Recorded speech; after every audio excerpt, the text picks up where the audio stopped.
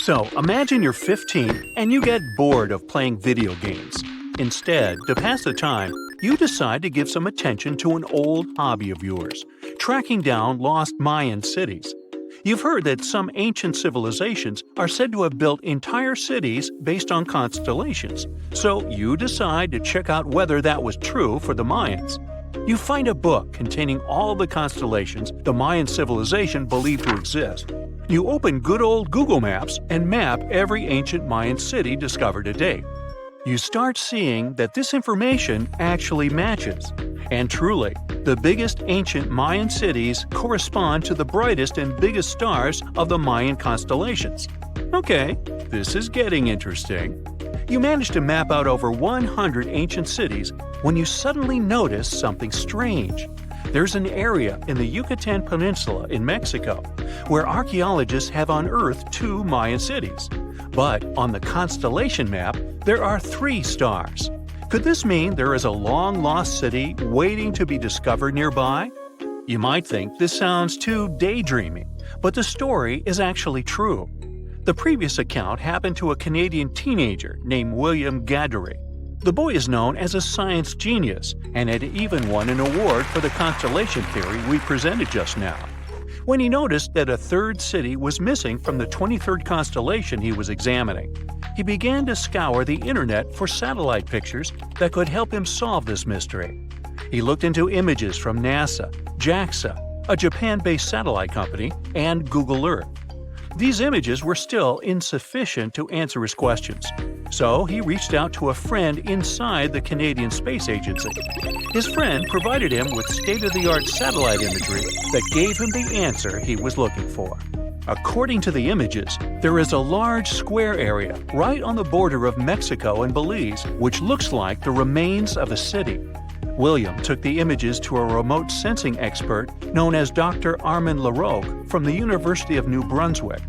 They studied the images thoroughly and concluded that the area could be housing 30 buildings and even a large pyramid. The scientific and archaeological community went crazy with the 15-year-old's discovery. Could this really be true? Some background. Lost Mayan cities began to be unearthed in the mid-20th century. Since then, ruins from cities such as Tikal, Palenque, and Uxmal have been rediscovered. The Mayans were one of the biggest pre-Columbian civilizations living in the Americas. They began to settle in the area as early as 1500 BCE. Experts believe that, at its height, the Mayan civilization consisted of over 40 cities with a population of millions of people. That's a crowd. And their cities were pretty interesting. Their civilization spanned over Mexico's Yucatan Peninsula, Guatemala, and Belize. They survived mainly on agriculture, so they developed a complex irrigation system in most of their cities. They built a series of ceremonial buildings, pyramids, plazas, and even courts for ball games. The Mayans were keen pyramid builders, but they also developed an advanced astronomical system. With whatever ancient technology they had, they were able to predict the exact location of planets, such as Venus and Mars, and they were able to predict the exact dates of eclipses. That's why the methodology William used to discover this long-lost Mayan city was unusual, but not completely surreal.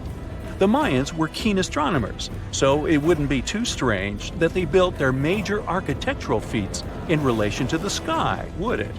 And they wouldn't be the first ones to be doing so.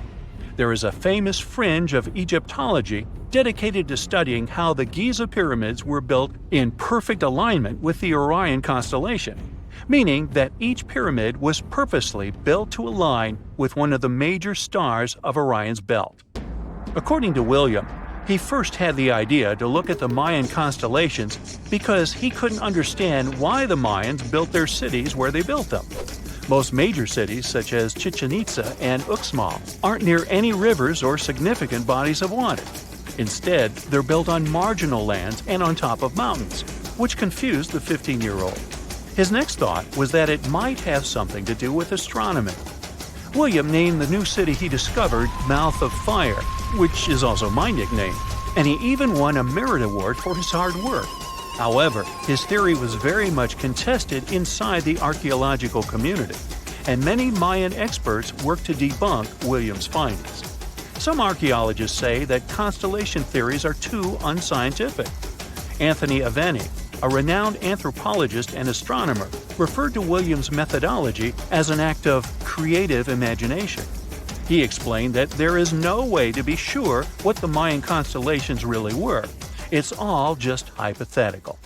Another debunking of Williams' findings came from Mayanist David Stewart, who said that the object identified on the satellite imagery is nothing but an old cornfield. His claim was supported by an expedition that took place near the area in 2021, when the archaeologists present reported there was nothing at all in this area. Still, a 15-year-old boy almost found a long-lost Mayan city, which is pretty exciting if you ask me. Similar techniques as those used by William are actually being used to unearth lost civilizations all over the world. According to space archaeologist Sarah Parquet, satellite imagery has been a key player in discovering ancient cities in Egypt and other places. Sarah herself spends most of her days scouring images for any sign of where there could have been cities long ago. What happens, she says, is that any time you have something buried, it's going to be covered either by vegetation, soil or sand, or some other modern construction on top of it.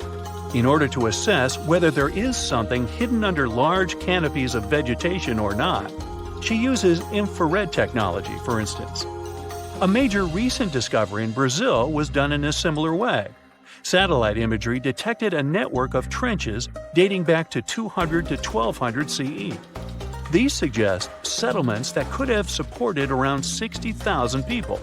But in this case, the satellite imagery did indeed correspond to what was on the ground. Researchers from the University of Florida found several mounds that were accompanied by ditches and geoglyphs. Archaeologists also found remnants of carefully designed walls, centered around plazas, much like the type of construction done by the ancient Mayans. Advances in satellite tech have also shed new light on long-discovered ancient Mayan cities, such as Tikal.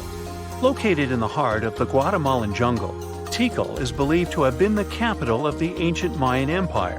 At its height, it was comparable in importance to cities such as London or New York in today's world. It was composed of a series of complex monuments, many of them believed to have been the resting places of kings and chiefs. Tikal is already known to have been big, but recent discoveries show it could have been even 3 times larger than what scientists originally believed. The main discovery revolves around a fortification on the outskirts of the city, indicating how far the original city stretched. And new discoveries still take place. In 2017, researchers also unearthed new clues regarding the potential causes of the decline of the Mayan civilization. Using data from a site in Cebu, located 62 miles southwest of Tikal, scientists analyzed radiocarbon data from ceramics and archaeological excavations to extract new information about the sudden demise of this great civilization. The information shows that, instead of a sudden collapse, the Mayans most likely collapsed in waves of social instability and political crises. These events are believed to have deteriorated Mayan city centers and began causing the dispersion of the Mayan population. Well, it seems like it's a prime time to uncover ancient ruins. What do you say? Will you give it a try as well? Before we get into the reason why and how there are pyramids all around the world, let's talk about some of the examples. I'll start with the Pyramid of the Sun in Mexico. These folks really knew how to build a city. Their well-planned urban center spanned over 7 square miles and boasted several pyramids. But the Pyramid of the Sun is the most impressive. This giant pyramid was built way back in 100 CE and is one of the biggest structures of its kind in the whole Western Hemisphere. It's so big that it's 216 feet high above the ground. If you ever find yourself in this ancient city, you won't be able to miss the Pyramid of the Sun. It's right there on the east side of the Avenue of the Dead, the city's main north-south street. To build this incredible pyramid, around 1 million cubic yards of material were used, including a special kind of red volcanic rock called Hue Tizontal. Impressive, huh? We don't know too much about the people who built the Pyramid of the Sun or its purpose. But archaeologists believe there was once a temple on top of it. When explorers went below the pyramid in the 1970s, they found a bunch of cool tunnels and chambers. In 2011, they even found a secret stash of clay pots, obsidian pieces, animal bones, human figurines, and a mask. Who knows what other secrets the pyramid is hiding? If you decide to see this one, you must climb the pyramid using the 248 uneven steps on the west side. Watch your step. Sudan got some pyramids too. Nubian pyramids aren't as big as the ones in Egypt, but they still got around 200 of them.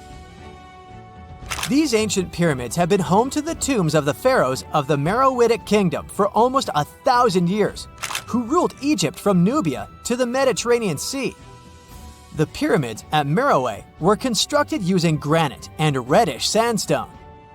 Oh, and did you know that Sudan has more ancient pyramids than Egypt? The Kushite pyramids depict the indigenous architecture and burial traditions of Nubia's Napata and Meroe kingdoms, which ancient Egypt influenced. Meroe, the burial site of over 40 queens and kings, is the most extensive Nubian pyramid site. The tomb walls depict mummified royals bedecked in jewelry, their wooden caskets containing bows, quivers of arrows, and other artifacts pointing to the Meroitic relationship and trade with Egyptian and Greek civilizations. So if you're looking for some ancient tombs to explore, you may consider skipping the crowds in Egypt and heading on down to Sudan. Let's fly to Iraq to see some more pyramids. Ziggurats have fancy receding layers and tiered temples. Instead of a smooth exterior, it has tiers like a cake. Perfect for all the important work and rituals that went on inside. You can find these towering structures scattered throughout Iraq and Iran, and they're a real testament to the power and skills of the people who built them. One of the biggest and most impressive ziggurats is the ziggurat at Ur. It's basically a giant rectangular pyramid that stands a whopping 70 to 100 feet tall, with 3 levels of terraces and a temple on top. Can you imagine how many baked bricks it took to build that thing? Try 720,000 for just the lower portion. This particular ziggurat was built for Sumerian king Ur-Nammu. Similar to other ones, this pyramid has been around for thousands of years, so it got a little rough around the edges. Thankfully, the Babylonian king Nebuchadnezzar II and some archaeologists came to the rescue in the 6th and 20th centuries respectively. And now, you can find this near Talil Air Base. The ziggurat at Ur was built in 2100 BCE by King Ur-Nammu for the moon deity Nana. It was the tallest building in the city, and you could see it from miles around. It was like the medieval cathedral spire of its day. People would come here to bring their agricultural surplus and get their food allotments and seek spiritual nourishment. Sadly, the Nana temple at the top of the ziggurat didn't survive, but we do have some blue glazed bricks that may have been part of its decoration. The lower parts of the ziggurat are pretty amazing though. The architects even included holes in the temple's baked exterior to let the water evaporate from its core. Since we explored some of the pyramids on our planet, let's take a broader perspective. They can be found in many parts of the world. Egypt has over 100 pyramids, double that number in Sudan, and dozens of others are scattered in the Middle East and China. The Americas have the most pyramids in total, with more pyramids than the rest of the world combined. These pyramids are located in Mexico, Guatemala, Honduras, and El Salvador. Time to know more about the evolution of pyramids through history. The oldest pyramid is in Egypt. This pyramid was a step pyramid, which was created by placing one layer of stone on top of another, The pharaoh Sneferu is credited with creating the pyramid shape we recognize today. During his 45-year reign, he built 3 pyramids. His first 2 attempts failed, but he finally got it right with the Red Pyramid, which is considered the first true pyramid. It was Sneferu's son, Khufu, who built the Great Pyramid of Giza, which was the tallest human-made structure on Earth for almost 4,000 years.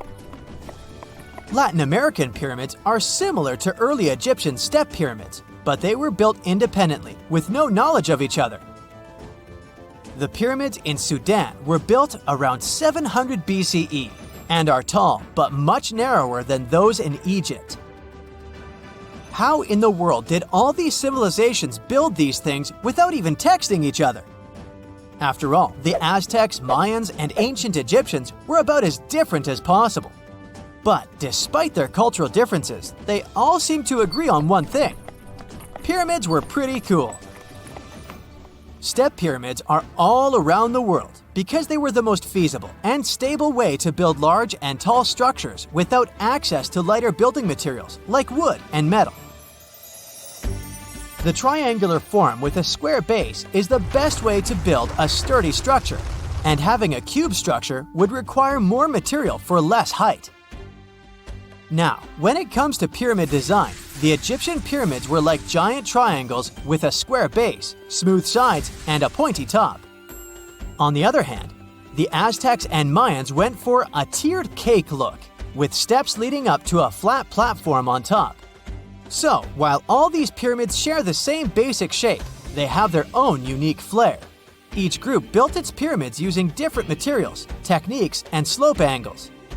So while they may have been inspired by each other's work occasionally, they were just doing their own thing. Egyptian pyramids had smooth, angled sides that were designed to help the pharaoh's soul ascend to heaven. The Pyramid of the Sun was built over a series of caves that served as a passageway for the deities. The Maya built the temple of Kukulkan in Chichen Itza to honor the deity Kukulkan, usually represented by a serpent. Nicknamed El Castillo, it has 91 steps on each side, plus a platform. That's 365 steps, one for each day of the Mayan calendar. Tell me, Brightsiders, how were pyramids built? To begin with, humans made them, not a foreign race from space that landed on Earth. You see, one thing that all pyramids have in common is that they were built without advanced tools or even the wheel. It took a lot of people to build them, including skilled laborers and architects. For example, it's estimated that 20,000 people built the Great Pyramid of Giza, and it's believed that most of them were skilled laborers. Building pyramids was a massive undertaking that required years of planning and effort. The Great Pyramid at Cholula, Mexico, took 600 years to complete. The conditions on this mysterious island might teach us how we can live on Mars one day. Devon Island is, to this day, the largest uninhabited island on our planet. It's located in the Canadian Arctic archipelago, and it's easy to see why people find it impossible to make a home here. The soil stays frozen throughout the seasons. The eastern part of the island is covered by a thick ice cap all year round. Summers here last for less than 50 days. And by summer, I mean that the ground is snow-free and the temperatures are slightly over 46 degrees Fahrenheit. Since almost no plants are growing here, there are no animals that could have adapted to these conditions. That's why scientists compare this island to what it would be like to live on Mars. In 2001, a project started here on Devon Island looking to discover how people might live and work on other planets, particularly on Mars. It's called the Houghton Mars Project and offered NASA scientists some unique studying opportunities. There are few options here in terms of logistics and transportation, and communicating with people living outside the island is also a bit more difficult. Specialists believe that if we can find solutions to live here, we might be able to do it on Mars too. Think of it as a home-based outer space boot camp. The Pitcairn Islands can be found in the middle of the Pacific Ocean. If you're a fan of adventures and remote places, this is the place to be. But you'll need to buckle up for quite the ride, since no plane has ever reached this place. The only way to reach the Pitcairn Islands is to take a 32-hour yacht ride. No wonder only 50 people are known to live here. Its history is really interesting too. A group of people settled here in the 18th century after a failed marine mission. To this day, all the residents of the island are descending from that initial group. Life's not easy here though. If they need to see a doctor, for example, they need to travel either to the island of Fiji or to New Zealand. Now let's head over to Mexico, where recent technology has allowed scientists to explore some fascinating cenotes, which were previously unknown. Cenotes are also called sinkholes and allow us to see subterranean water bodies. A team of archaeologists, cave divers, underwater photographers, and biologists came together to explore and document the extensive network of sinkholes located in the Yucatan Peninsula. One of the hotspots is located under the main pyramid at the Chichen Itza archaeological site. In total, scientists are looking to explore about 6,000 cenotes stretched across this whole region. The whole project is important not only because of the geological discoveries, but also because of its connection to the Mayan people and their culture. These recent discoveries revealed that for the Mayans, these cenotes weren't simple water sources. They dictated the way they built their constructions and had a huge impact on their spiritual lives too.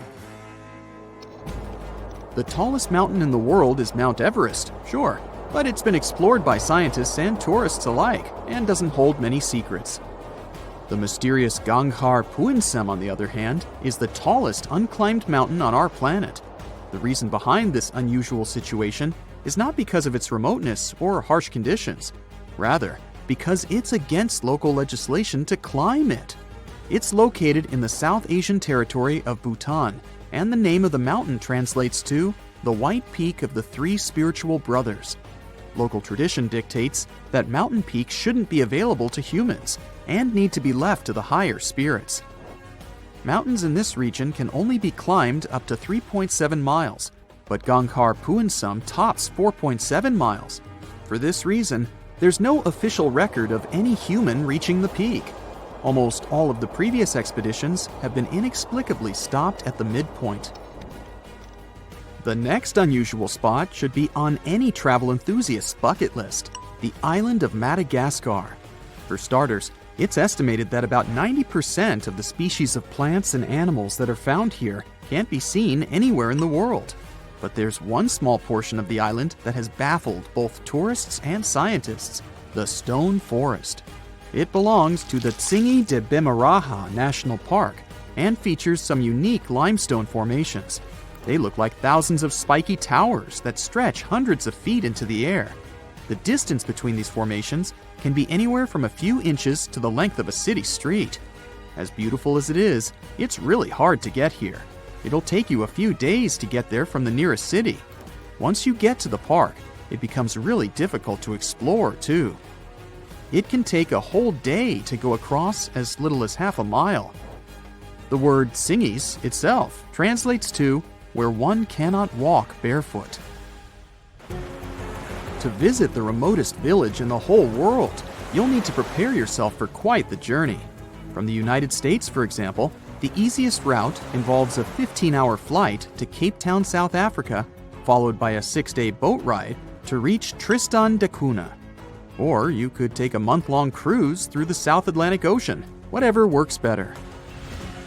Planning in advance is a must, since only 9 boat visits are made to the island yearly. It's just 7 miles long and right in the middle of the South Atlantic Ocean, stretching a mere 37.8 square miles. There are slightly over 200 residents, and they all farm for a living. They do have internet service, but it's really slow. The people living here speak a dialect of English that is used by the fewest number of people in the world. The town of Coober Pedy in Australia is partially underground. It all began back in 1915. when opal deposits were found in the area. To this day, the town is still the biggest opal mine in the world. People living here figured out that it would be more comfortable for them to stick to the underground, as temperatures above ground can reach 125 degrees Fahrenheit. So, the establishment now has underground stores and galleries. Coober Pedy is also home to the world's first 4-star underground hotel. North Sentinel Island, located near India, is another pretty remote place. Not because of the time it takes to get there or the climate, but because it's home to the world's most mysterious tribe. The population living here is estimated to be between 50 to 400 people and isn't known to have any contact with the outer world. This is mostly because locals don't really enjoy visitors and tend to scare them away, even harming tourists. So, to protect them and their obvious wishes, the island is monitored by the local Indian authorities. It's believed the tribe's people don't have any immunity from modern diseases, so being in contact with foreign people might actually be fatal for the locals. On these French islands, there are no native inhabitants. The Kerguelen Islands are part of the Antarctic lands and are home to just scientists that visit on rotation. At any given time of the year, there are no more than 100 people here, and they're mostly engineers and researchers. There's no plane to get you to these islands, and few tourists are known to have visited them. The island is covered in glaciers, and the soil here isn't friendly to plants or animals. But if you're curious about what this place looks like, you'll need both the money and the time to complete the trip. You can only reach the island by ship, which reaches the shores of Kerguelen only 4 times a year. It isn't cheap to stay in these islands, and you definitely won't find 5-star hotels here. The trip departs from Réunion, and it takes about 28 days to reach the first island. Half of the time will be spent at sea, so be prepared to cover over 5,600 miles of the Indian Ocean. Have you heard of Göbekli Tepe? It's an ancient site in Turkey that literally made historians rewrite history books. Over 11,000 years ago, a group of prehistoric humans crafted an enigmatic masterpiece that's even older than Stonehenge.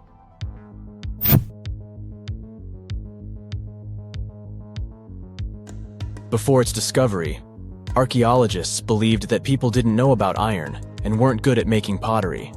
They were sure that settled life only emerged with the need for agriculture. But Göbekli Tepe changed this belief.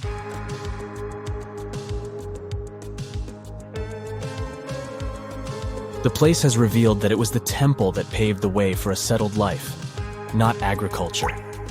Until this discovery, researchers believed that farming was the catalyst for sedentary living. Meet Professor Schmidt, the guy whose findings changed this theory. He managed to prove that hunter-gatherer communities laid the very foundations of this way of life.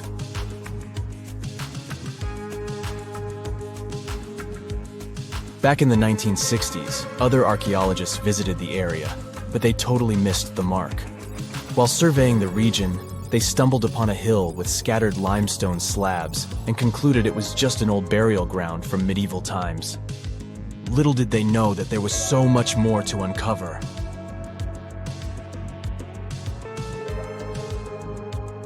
In 1994, Schmidt embarked on his own survey of prehistoric sites in the area.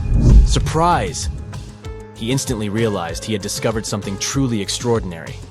Unlike the nearby flat and barren plateaus, Göbekli Tepe had a gently rounded top, rising 50 feet above the surrounding landscape. Funny enough, the translation of this place's name is Potbelly Hill. Schmidt was sure only humans could have made something like this.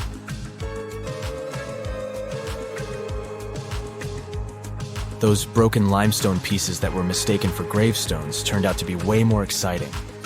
It was like stumbling upon a hidden treasure.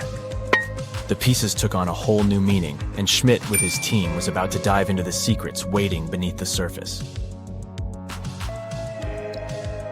To their surprise, they found no traces of a settlement, no hearths for cooking, no houses, and none of those adorable clay figurines commonly found in nearby sites of similar age.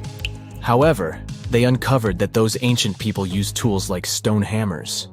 So, Schmidt and his team put their heads together and took a wild guess at the age of Göbekli Tepe's stone structures. Their estimation got backed up by some limited carbon dating done right at the site. The ancient vibes of this place were finally starting to make sense. It was like a puzzle slowly coming together.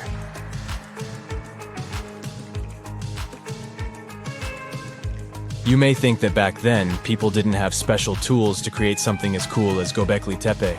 Not true. Turns out, these prehistoric folks used flint tools instead of fancy metal chisels. They were also skilled at chipping away softer limestone and crafting pillars right on the spot.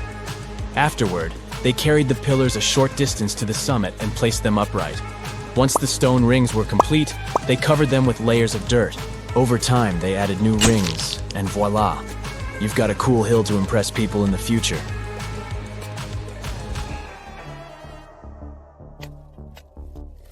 During their first year of excavation, the team went through 15,000 pieces of animal bones from wild creatures. These people didn't have pet animals or grow their own food. They hunted wild animals for their meals. But things were about to change, because the place had everything they needed to start farming. Scientists say they had wild sheep and wild grains that could be domesticated. And guess what? Just 20 miles away, geneticists found evidence of the world's oldest domesticated strains of wheat at a prehistoric village.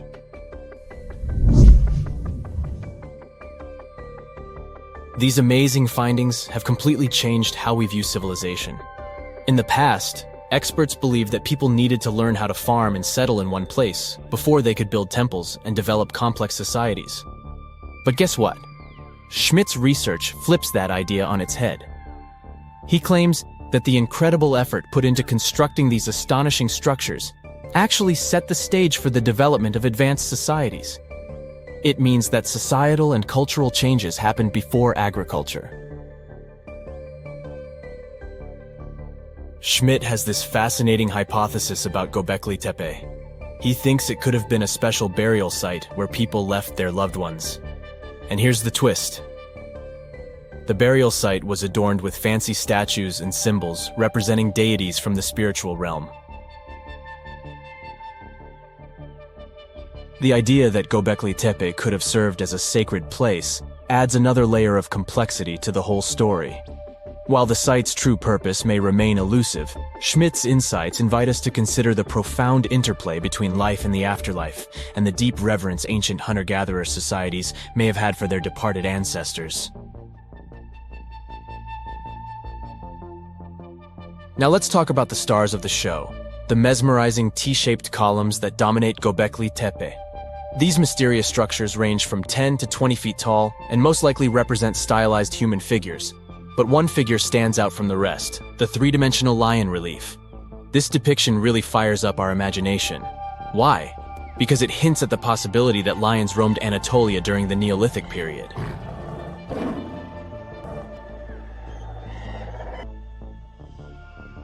These standing stones are arranged in circles and placed in rectangular pits. Each circle has a similar setup. Two big T-shaped pillars in the center, surrounded by slightly smaller ones facing inward. Talk about a stylish arrangement.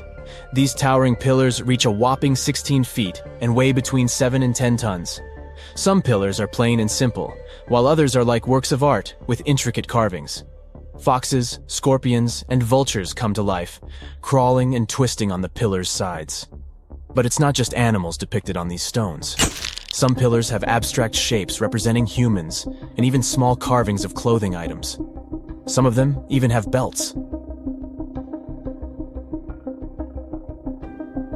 Now, there's one pillar that stands out from the rest like a rock star.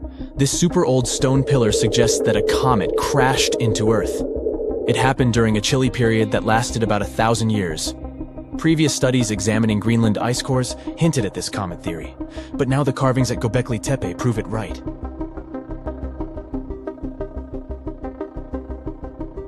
The carvings on the pillars are like a historical comic strip. They even show a headless human figure. Researchers fed the images into a computer and discovered their connections to constellations, indicating that this temple might have been an ancient observatory. It's like our ancestors were trying to document this cataclysmic event in their own unique way. Archaeologists have been excavating and researching Göbekli Tepe since the mid-1990s, peeling back layers of history and providing us with a deeper understanding of the intricate relationship between various elements. They have no plans to stop the whole process for another 150 years. Who knows what else they'll find? You see, Göbekli Tepe has been labeled purely as a ritual site with no signs of domestic activities. We were led to believe that the absence of water meant it couldn't support semi-sedentary communities. But scientists believe it's time to shake things up and approach Göbekli Tepe with fresh eyes. It's time to question what we believed before and use new evidence and different ways of thinking. Like, there might have been a group of people living in the area who didn't stay in one place all the time. They moved around a bit but still had their own civilization, living in the area semi-sedentarily. Göbekli Tepe is not just home to a single temple, but an astounding collection of over 20 ancient structures. As archaeologists delve into the depths of this wonder, they are unraveling its unique layout, featuring two prominent focal points at the heart of each establishment, complemented by smaller structures and dividing walls. What's even crazier is that in this area, there are over 200 obelisks, which are narrow tapering monuments. Whenever you hear about ancient ruins, you almost never picture them being suspended somewhere, or just randomly hanging on the branch of a tree, right? In fact, for most of the ancient artifacts we have exposed in museums all over the world, archaeologists did quite an impressive amount of digging. You see, buildings have this funny way of fading away over time if not properly taken care of. Sometimes we need to reuse some building materials, so an older construction may be sacrificed in the process. Other times, houses are abandoned, and once they are exposed to the elements on the surface, like rain or sunlight, they don't really stand a chance. Some just simply crumble away due to good old erosion. So the only way a piece of architecture can survive the test of time is if it's somehow gotten buried deep down. Now, how did they end up buried in the first place? Well, it's quite the comedy of errors. Ancient cities had a habit of gradually raising their ground level like a kid adding toppings to their ice cream sundae. You see, these settlements were always busy collecting food and building materials to keep up with their ever-growing population. But hey, who has time to deal with waste and rubbish? It wasn't exactly high on their to-do list back in the day. So when it came to building new houses, ancient civilizations found it much easier to save their sweat and tears by piling up the rubble and constructing right on top. But that's not all. Rivers would also occasionally flood and deposit a layer of sediment on the city floors, further encapsulating those ancient constructions. And in those dry regions like the desert, where the wind likes to show off its sand and dust dance moves, you can bet it was a constant struggle to keep the establishments clean. One hilarious example is the Sphinx, which had its head buried in sand until a group of archaeologists unearthed it in 1817. Some ancient towns eventually got covered up because they were completely abandoned. With less human activity to control their expansion, plant seeds couldn't resist the opportunity and sprouted all over the place. They gobbled up carbon dioxide from the air and grew, adding more and more bulk to the ground. Those cheeky roots even decided to stabilize the soil made from decaying plant matter, creating layers upon layers of earthy goodness. It's like the ultimate DIY project Mother Nature embarked on, with plants as her loyal helpers. The act of digging into the secrets of ancient civilizations is not just about unearthing a lost world.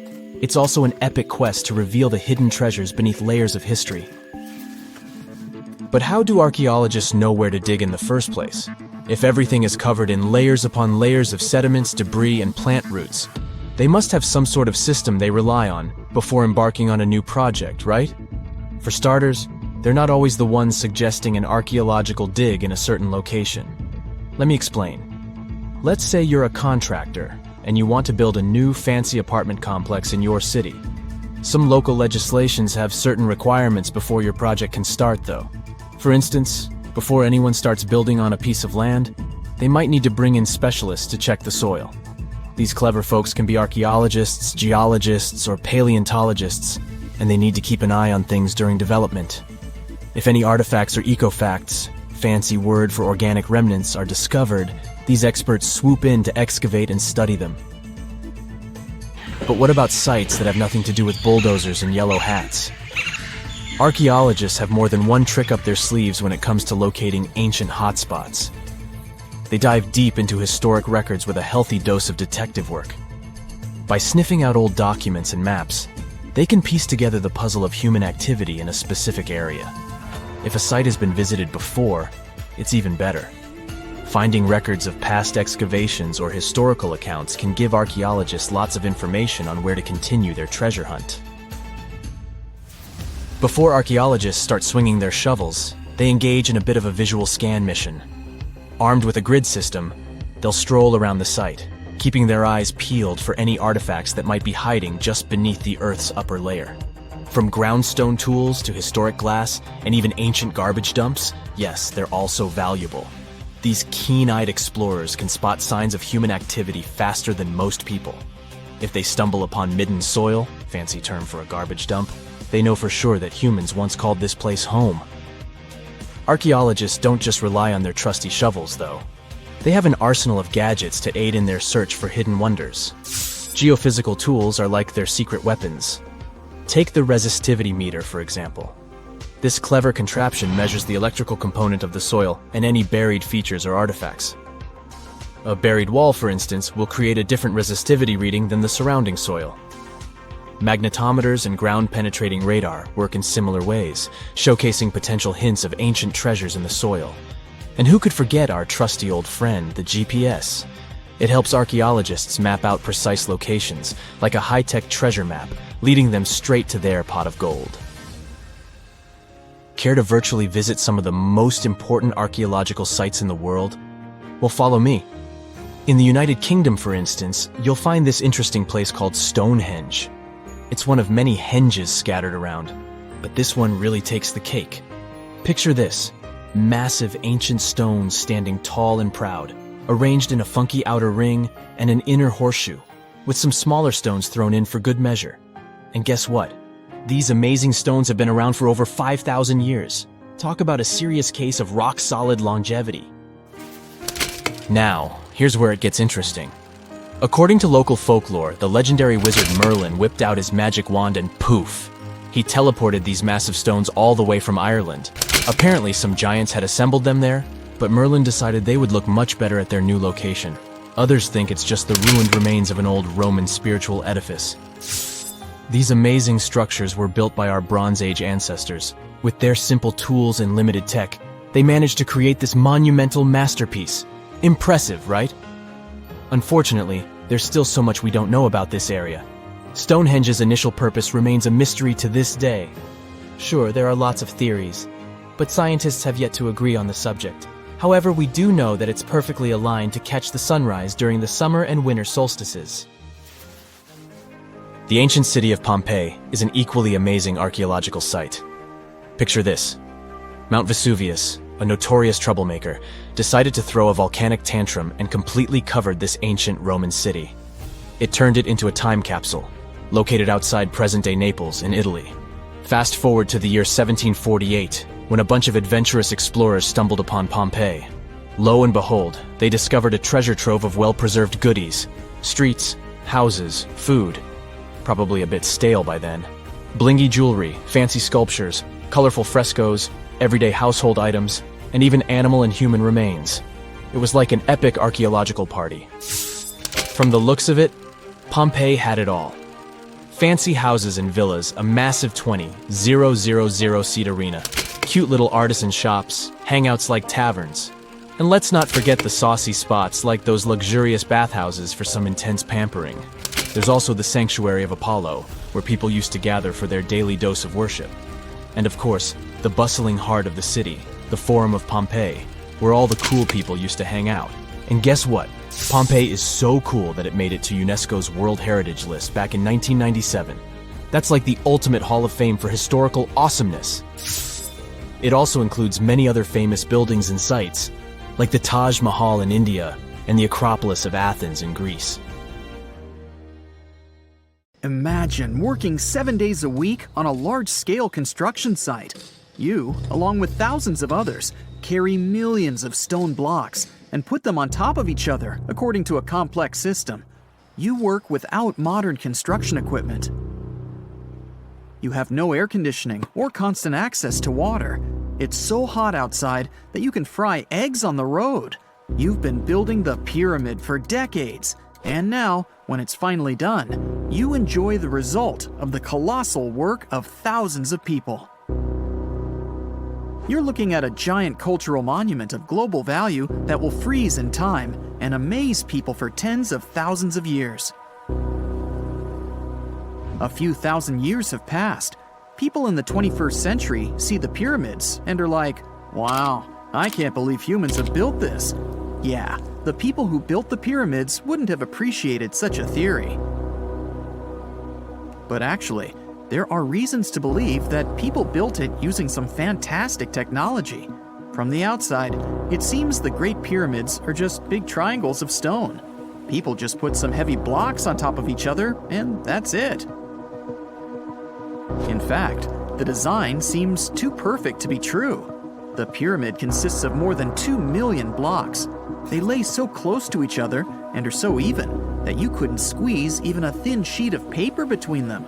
Scientists still can't figure out the exact technology for building the Egyptian pyramids. One of the biggest and most famous is the Great Pyramid of Giza. This huge construction, well known all over the world, has one big secret. There should be a capstone on top of the pyramid. It's a triangular-shaped stone block, a small pyramid on top of a huge one. It's also called a pyramidion. The builders of ancient Egypt made it out of granite and limestone and covered it with gold. No records or old drawings prove that there was a pyramidion at the top of the Great Pyramid of Giza. But there's another ancient Egyptian structure with such a triangle, the Red Pyramid. It was built before the Great One, and its capstone has survived to this day. Archaeologists have found and reconstructed it. But where could the capstone of the Great Pyramid be? It's a mystery that still has no answer. Some are sure that some thieves have stolen it from the top. Maybe they just climbed up and pushed the pyramidion down. It makes perfect sense. The capstone was probably the most valuable element of the pyramid. Many scientists and archaeologists still don't know its exact purpose. Some believe that this peak covered with gold glorified the pharaohs. The capstone reflected moonlight at night and illuminated the entire space around it. During the day, the capstone reflected sunlight with its shiny surface. You could have noticed it from afar. The top of the pyramid was a kind of guiding star for lost travelers. All other stone blocks of the pyramid consist of limestone. People polished them to make them look shiny. In the past, they were even glowing and reflected light. You could see glowing pyramids from space, although they looked like tiny lights. Over thousands of years, winds, sandstorms, and rains have changed the pyramid's appearance. If people had taken care of them all this time, they would have looked like something out of science fiction movies, or the pyramids from Las Vegas. But unfortunately, we will never see their original appearance. Some archaeologists and scientists believe that the capstone could absorb the sun's energy and distribute it evenly throughout the pyramid. No one knows precisely why the Egyptians needed this technology.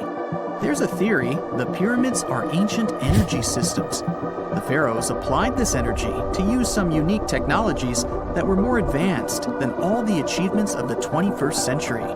And the triangular shape of the pyramids was ideal for boosting this electromagnetic energy. In theory, solar radiation, or electromagnetic forces, accumulated at the top of the pyramid, filled the inner rooms, and then went down the walls to the base. Any surface distortion could prevent the flow from spreading, so they had to create a perfectly smooth surface. That's why they installed the blocks so that nobody could squeeze a needle or razor blade between them. Many people believe in this theory because they built the pyramids from limestone. This material can hold energy inside itself. In the inner part, they created granite deposits to cause air ionization, that is, to create an electric charge. They also dug channels under the pyramid for water to transmit electricity. And at the top, they put a gold capstone, the best conductor of electricity. So, this is how you get a great power generator. Different cultures used similar technologies to create electricity all over the world. But these are all theories. If it had been working, humanity would have used these technologies today. There are mentions of the metal industry, chemistry, engineering, physics, mathematics, and astronomy in some ancient records. Most scientists don't believe in all these things. We know the detailed stages of the technology's development in different cultures. In the 21st century, scientists, historians, and anthropologists can track the evolution of all modern devices. If people had created some technological inventions in ancient times, the history of the world would have looked different. Perhaps all the achievements of antiquity could have been wiped off the face of the earth by global cataclysms, and it can happen to us. Just imagine how people would dig up a laptop in 5,000 years. Perhaps they wouldn't understand what kind of device it is. Another Egyptian wonder surrounded by mystery is the statue of the Sphinx. The Egyptians carved it out of a single massive piece of limestone about 4.5 thousand years ago. But scientists still don't know the exact date of its construction or who built it. People painted the Sphinx in different colors, so it looked much brighter and more vivid in the distant past. It was shining just like the Great Pyramids. Anyway, time hasn't only changed its appearance, but its name too. Initially, the Egyptians called it Hora-Mekhet. The Greeks renamed it the Sphinx about a few hundred years after it had been built. The Sphinx emphasized the greatness of the rulers of Egypt.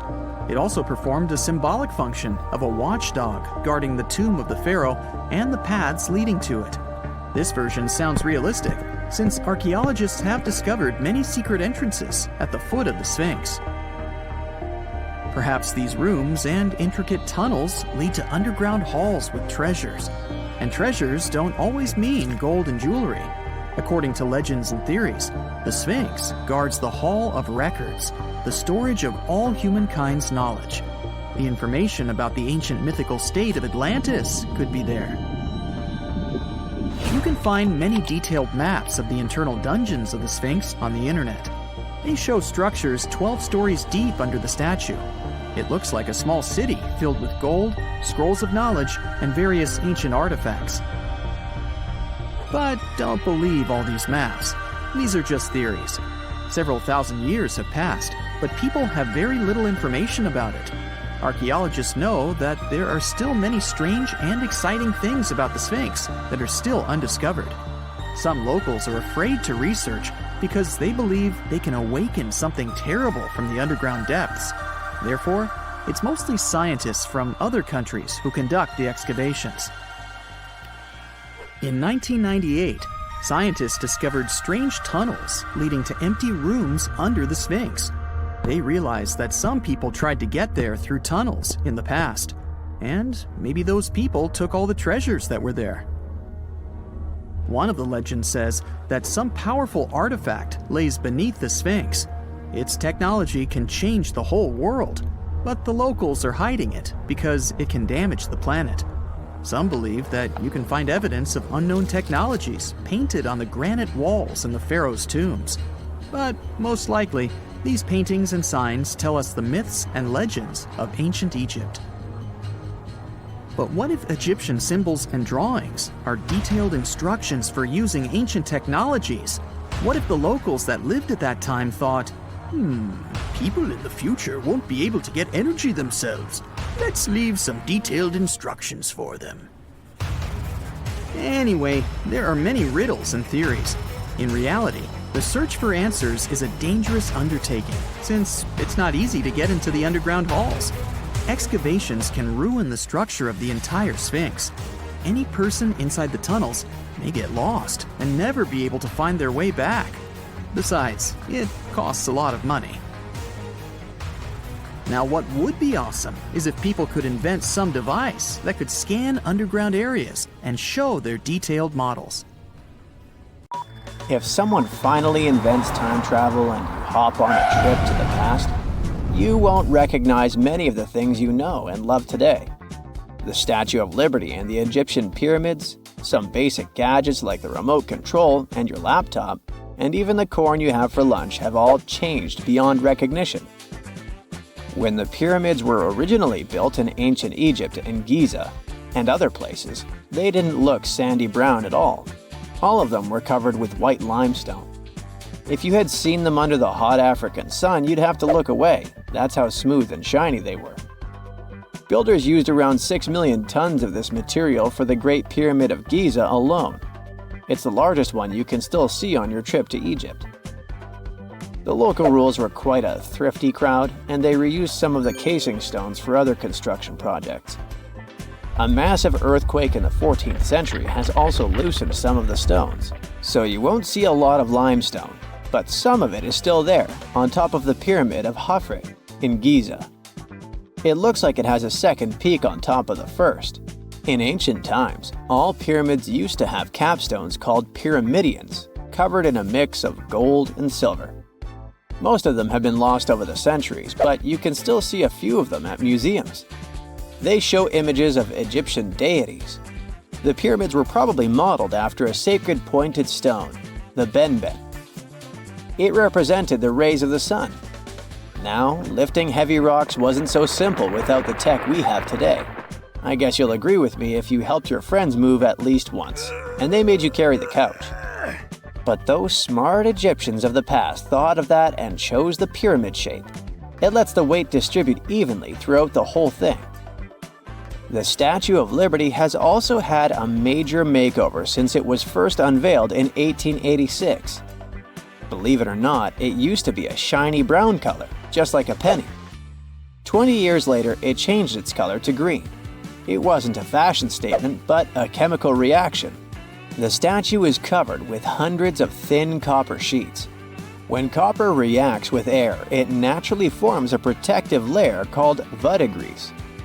This layer protects what's under it from corrosion, and that's why statues and other things made of copper, brass, and bronze can last so long. When Lady Liberty first turned green, people in authority decided it would be a good idea to paint it all over. It was way before social media, so you couldn't just drop an angry comment under the post describing the idea. But they wrote about it in the local newspapers, and the public didn't love the idea. Then the Times interviewed a copper and bronze manufacturer, and he confirmed they shouldn't repaint it, because removing the protective layer would mean destroying the statue. Over the years, people have suggested painting Lady Liberty several times, but no one has ever done it. I don't know about you, but I can't imagine that lady in any other color, so I guess it's for the better. You love bananas as much as I do? Next time you enjoy a juicy soft one, remember you gotta thank selective breeding for that texture. The original wild bananas had many large, hard seeds and not so much delicious pulp. And hey, who doesn't like a sugary watermelon? It has a history of over 5,000 years, and it used to have bitter, yellowish white flesh and was really tricky to open. Selective breeding saved the day again, and watermelons got way sweeter. Japanese scientists went further and invented the seedless version. Corn's grandmother is a Mexican grass called teosinte. The kernels in this grass were small and hard to get. Farmers from many thousands of years ago saved the seeds only of those plants that were larger or tastier, or with kernels that were easier to grind. Thanks, my friends, for giving us the corn that's edible and even delicious. And just imagine, wild avocados were so small that they could easily fit in the palm of your hand. The pit in them was so large you wouldn't find much edible material inside. They also had a much harder shell than the ones we're used to. You probably wouldn't get a lot of work done without your beloved computer today, but I can't tell you exactly whom to thank for this invention. The ABC from 1942 is one of the contendants for the title of the first computer. It's short for the Atanasoff Berry computer, named after its inventors at Iowa State University. The ABC weighed over 700 pounds. Yep, yours must be way lighter than that. That big boy consisted of around 300 vacuum tubes and had a rotating drum, a little bigger than a paint can, and had small capacitors on it. A capacitor is a gadget that can store an electric charge, like a battery. The ABC could solve problems with up to 29 different variables to help scientists save some time. Like modern computers, it used binary digits, ones and zeros, to represent all numbers and data. Because of that, it was possible to do the calculations electronically. And now, my favorite part, the ABC finished one operation about every 15 seconds. Just for you to compare, it's millions of operations per second now. Unlike the tech we use today, the ABC did not have a changeable stored program, so the program could only do a single task at a time. An operator had to write down the intermediate answer and then dial that back into the computer. Sounds like another reason to be happy we live in the 21st century. That remote control you use for all sorts of appliances has gone a long way too. Nikola Tesla, who gave us alternating current, designed one of the first wireless remote controls back in 1898. He named his invention teleautomation and demonstrated it on a miniature boat controlled by radio waves. The boat had a little metal antenna attached to it. Tesla sent signals to the boat using a box with a lever and a telegraph key, which was his version of a remote control. Those signals set electrical contacts on the boat into motion and moved the rudder and the propeller, and Tesla was controlling the boat. The concept of the remote control soon spread to other gadgets. The first television remote control followed in 1950. It was designed by the Zenith Radio Corporation, called LazyBone. Don't take it personally, please. This LazyBone had a massive cable that was attached to the TV set, and those who tried it didn't fall in love with the invention because they tripped over that cord. I feel your pain, my friends. If you live or work on one of the top floors, you gotta love this one. Meet the first passenger elevator. It traveled at the speed of 40 feet per minute. Not the fastest, I know, compared to today's record, which is 40 feet per second. But hey, it was built back in 1857 in New York and was more of a tourist attraction than a necessity. The elevator had a steam engine hidden in the basement of a 5-story building. 3 years later, they shut it down because the public didn't appreciate it. Otis Tufts filed the first patent for a vertical railway around the same time. His invention included an actual car with a bench inside for people to sit on. Sounds like a great spot to hang out with friends to me.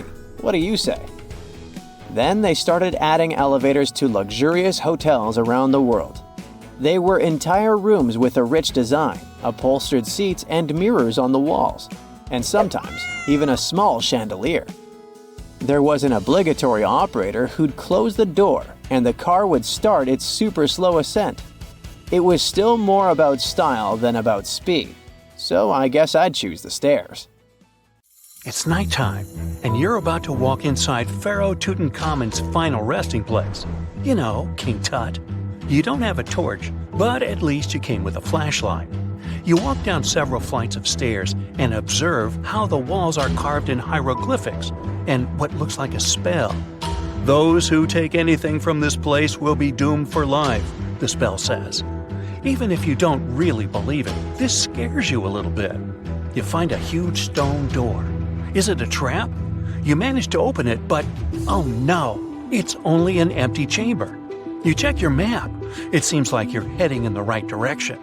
After what feels like hours, you realize you must be trapped inside a labyrinth. You try to retrace your steps, but you can't find the door where you came in from anymore. That's it, you think to yourself. You've fallen for the Pharaoh's trap. What's worse, you didn't bring a lunch. Okay, so we've all seen Hollywood movies where the main character is exploring ancient ruins and faces some seriously dangerous traps, right? We've been told Egyptian royalty protected their final resting places with venomous scorpions and snakes, sliding doors that will trap you for life, and giant rolling boulders that will crush anyone on their paths. The thing is, were these traps truly real? Well, I regret to be the one to break it to you, but this is all fiction. These elaborate traps were too technologically advanced for ancient civilizations to pull off. That is not to say, however, that there weren't any traps at all. Ancient civilizations, like the Egyptians and the Mayans, are known for their practice of building entire monuments dedicated to the ones who had passed away. These structures would often reflect the position of person occupied in society. So, for the really important people, the VIPs of their times, massive monuments were built to host their bodies long after they were gone. Some of these civilizations believed that a person's life would continue on the other side of the veil. For that reason, a person would be buried together with the belongings of their current life. If they had a lot of money and power and stuff, that meant their resting places would be filled with riches and gold. Now imagine if you lived in ancient Egypt and you knew exactly where all the pharaohs' tombs were located and had heard rumors of the amount of wealth kept in these places. Maybe you would be tempted to go check it out, right? We're talking about large rooms filled from floor to ceiling with golden artifacts, jewels, and even money. I mean, it does sound tempting. And since there weren't any security guards protecting the entrance of these places, Egyptians needed to get creative as to how they would protect these riches. These old civilizations found some traps to be useful. A recurring one was building empty rooms inside the monument to confuse a burglar. Now, let's take a look at Amenhotep III's final resting place as an example. It was built in the city of Luxor, in a spot also known as the Western Valley of the Kings. Two French engineers originally discovered the monument between 1905 and 1914 CE. The structure is huge and has more than 10 chambers, connected by long corridors and steep stairways. The King's Chamber is the most hidden one, and for an outsider to try and find it, they will probably enter a lot of empty rooms beforehand. Other pharaohs tried to protect their riches by commissioning monuments with false doors concealing pits that were up to 20 feet deep. This way, an unwarned and unwanted visitor would be surprised by the deep hole on their way to the king's resting chamber. Alongside false doors, pharaohs made sure to build labyrinth-style corridors and false walls. This way, robbers could take hours or days before they found the king's real chamber. As to pits with poisonous snakes on them, if there were any reptiles inside these monuments, they probably got inside on their own and would most likely not stay there for long. There is no way snakes would survive years and years without food inside these pits. So yes, another Hollywood-induced belief right there. If these traps seem boring to you, archaeologists did find an interesting deterrent in the final resting place of the Red Queen of Palenque in Mexico. Palenque was one of the most powerful Mayan cities in pre-Columbian Mexico, and the Red Queen was believed to be the grandmother of the last Mayan king, undoubtedly a person of immense importance to the empire. In her honor, a huge monument was built to keep her body after her passing. The discovery of the tomb itself was already thrilling. Archaeologists found an ancient monument when digging at the site back in 1994. The first thing they found was a room with a hidden door. Once they opened the door, they discovered a long corridor. Finally, at the end of this corridor was the Queen's chamber. The team of archaeologists was beyond excited to unearth this chamber with the mummy of the Queen herself still inside it. They found her to be accompanied by her pearls, jade shells, and expensive rocks. But as the team explored the remains, they saw something rather strange. The room was filled with a red-colored powder. Researchers knew that the color red was important to the Mayan people, and that much of their clothing and buildings were decorated with this color. But they didn't understand why the queen was buried with this unknown red substance. After they took a sample back with them for further analysis, they discovered that the red powder was cinnabar, a very dangerous mineral. This powder, when inhaled, can cause, shall we say, severe health damage to a person.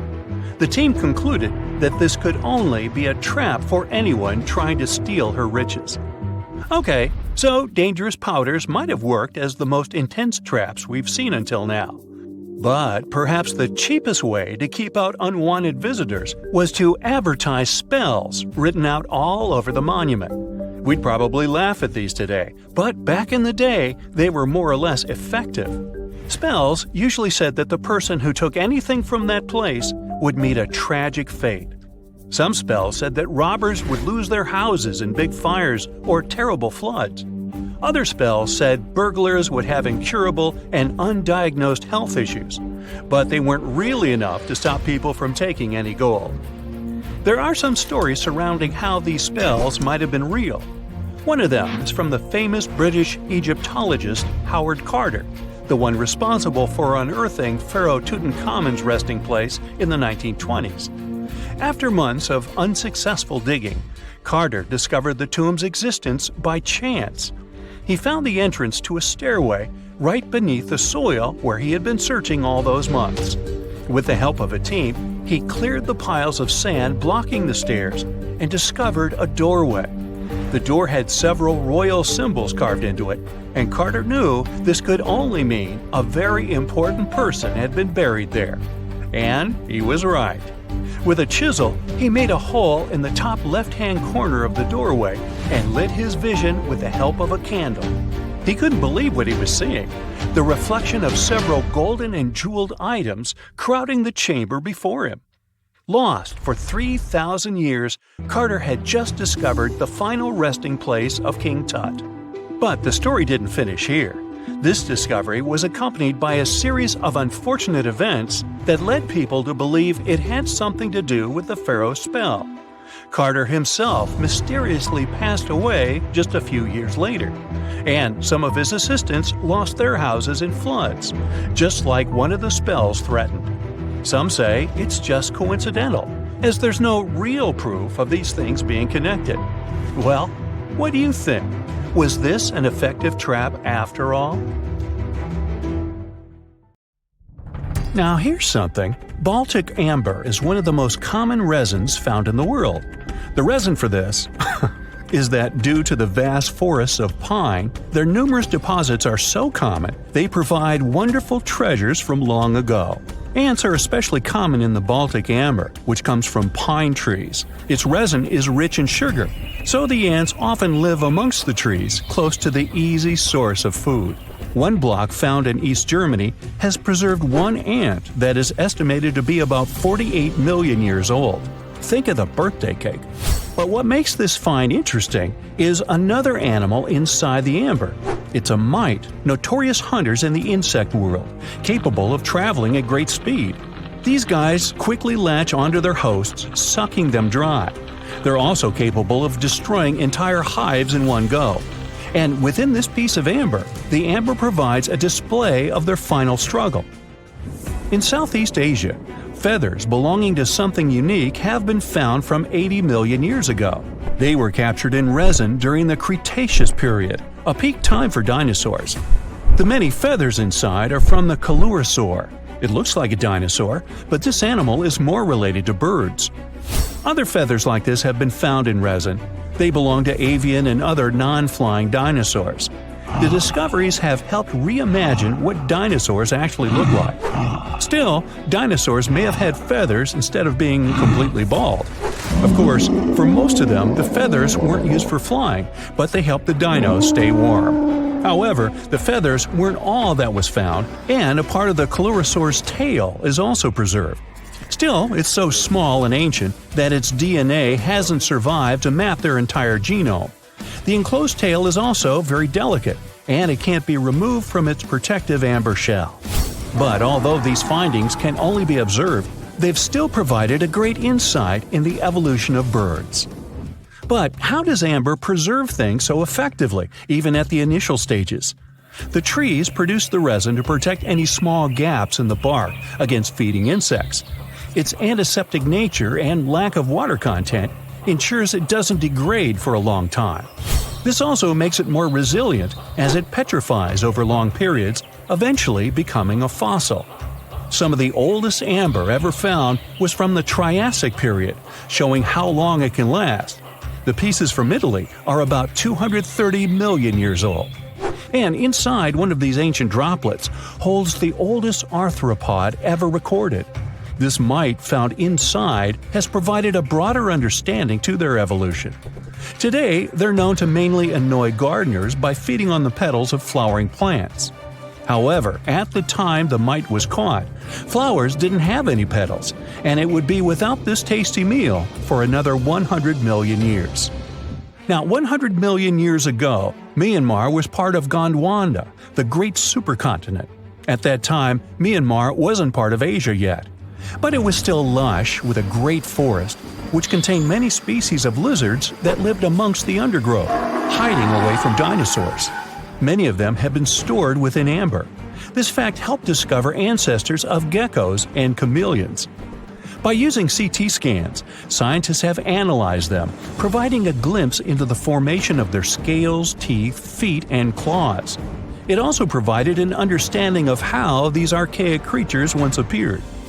Although mostly pieces of lizards, by using modern technology, the scientists have been able to create 3D images of the lizard. These images can reveal how those guys appeared in their full form. The images show that they still retain some of their exact features to this day, like the chameleon's sticky pads used for climbing. A salamander fossil from around 20 million years ago is one of the most intact specimens ever found in amber. Details of its final moments show that it had been attacked before getting stuck in the resin. However, what's confusing about this find from the Miocene era is that the amber was found in the Caribbean, but it came from a tree that's closer related to those from East Africa.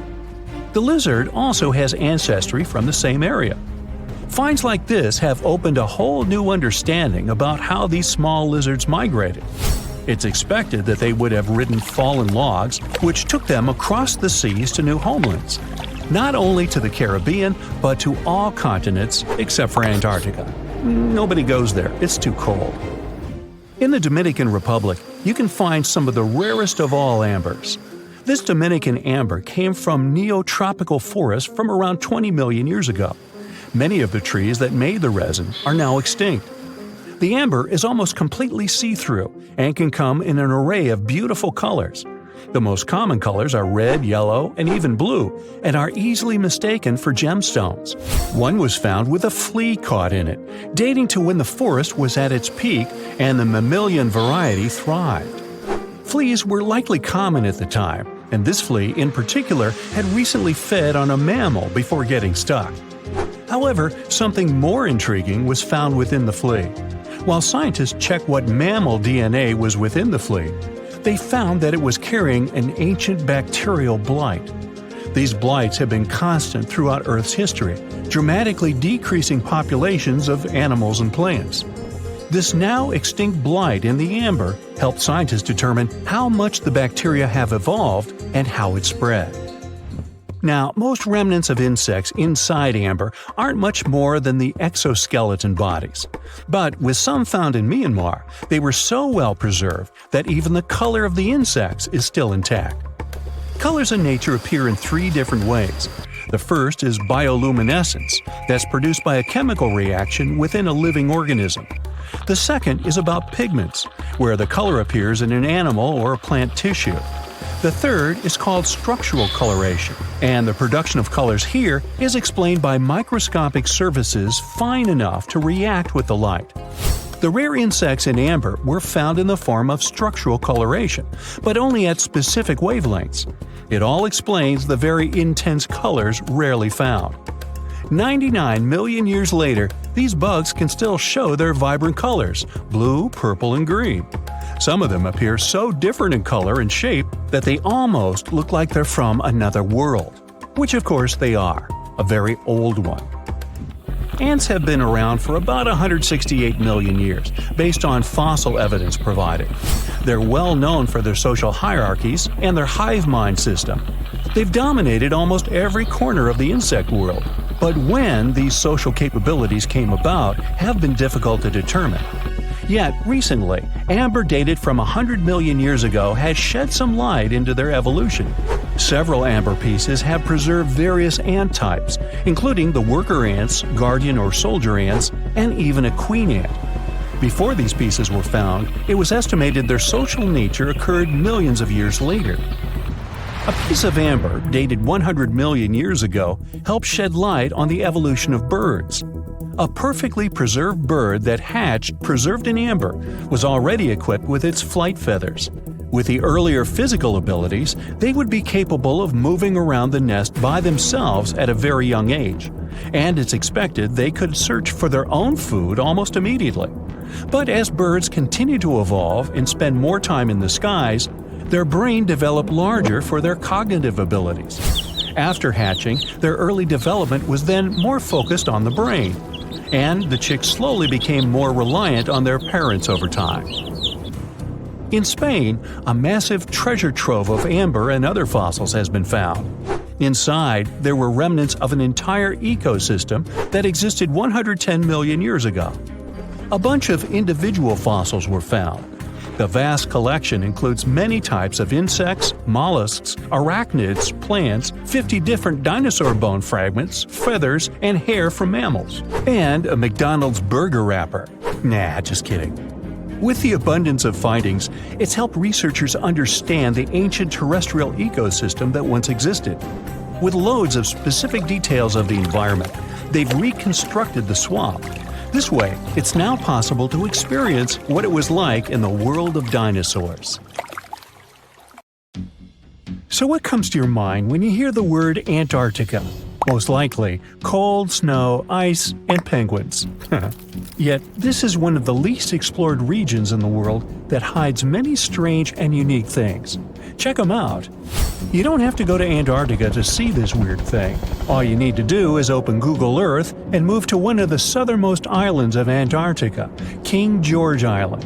Recently, internet users have noticed a large and pretty strange cave entrance there. Where does this wide, dark passage lead? People started making suggestions. It's the entrance to a secret base or some laboratory. This is the part of the spaceship that crashed there thousands of years ago. This is the door to the ancient city of Antarctica.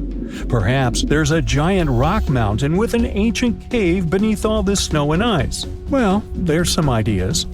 Users have calculated the approximate dimensions of this cave.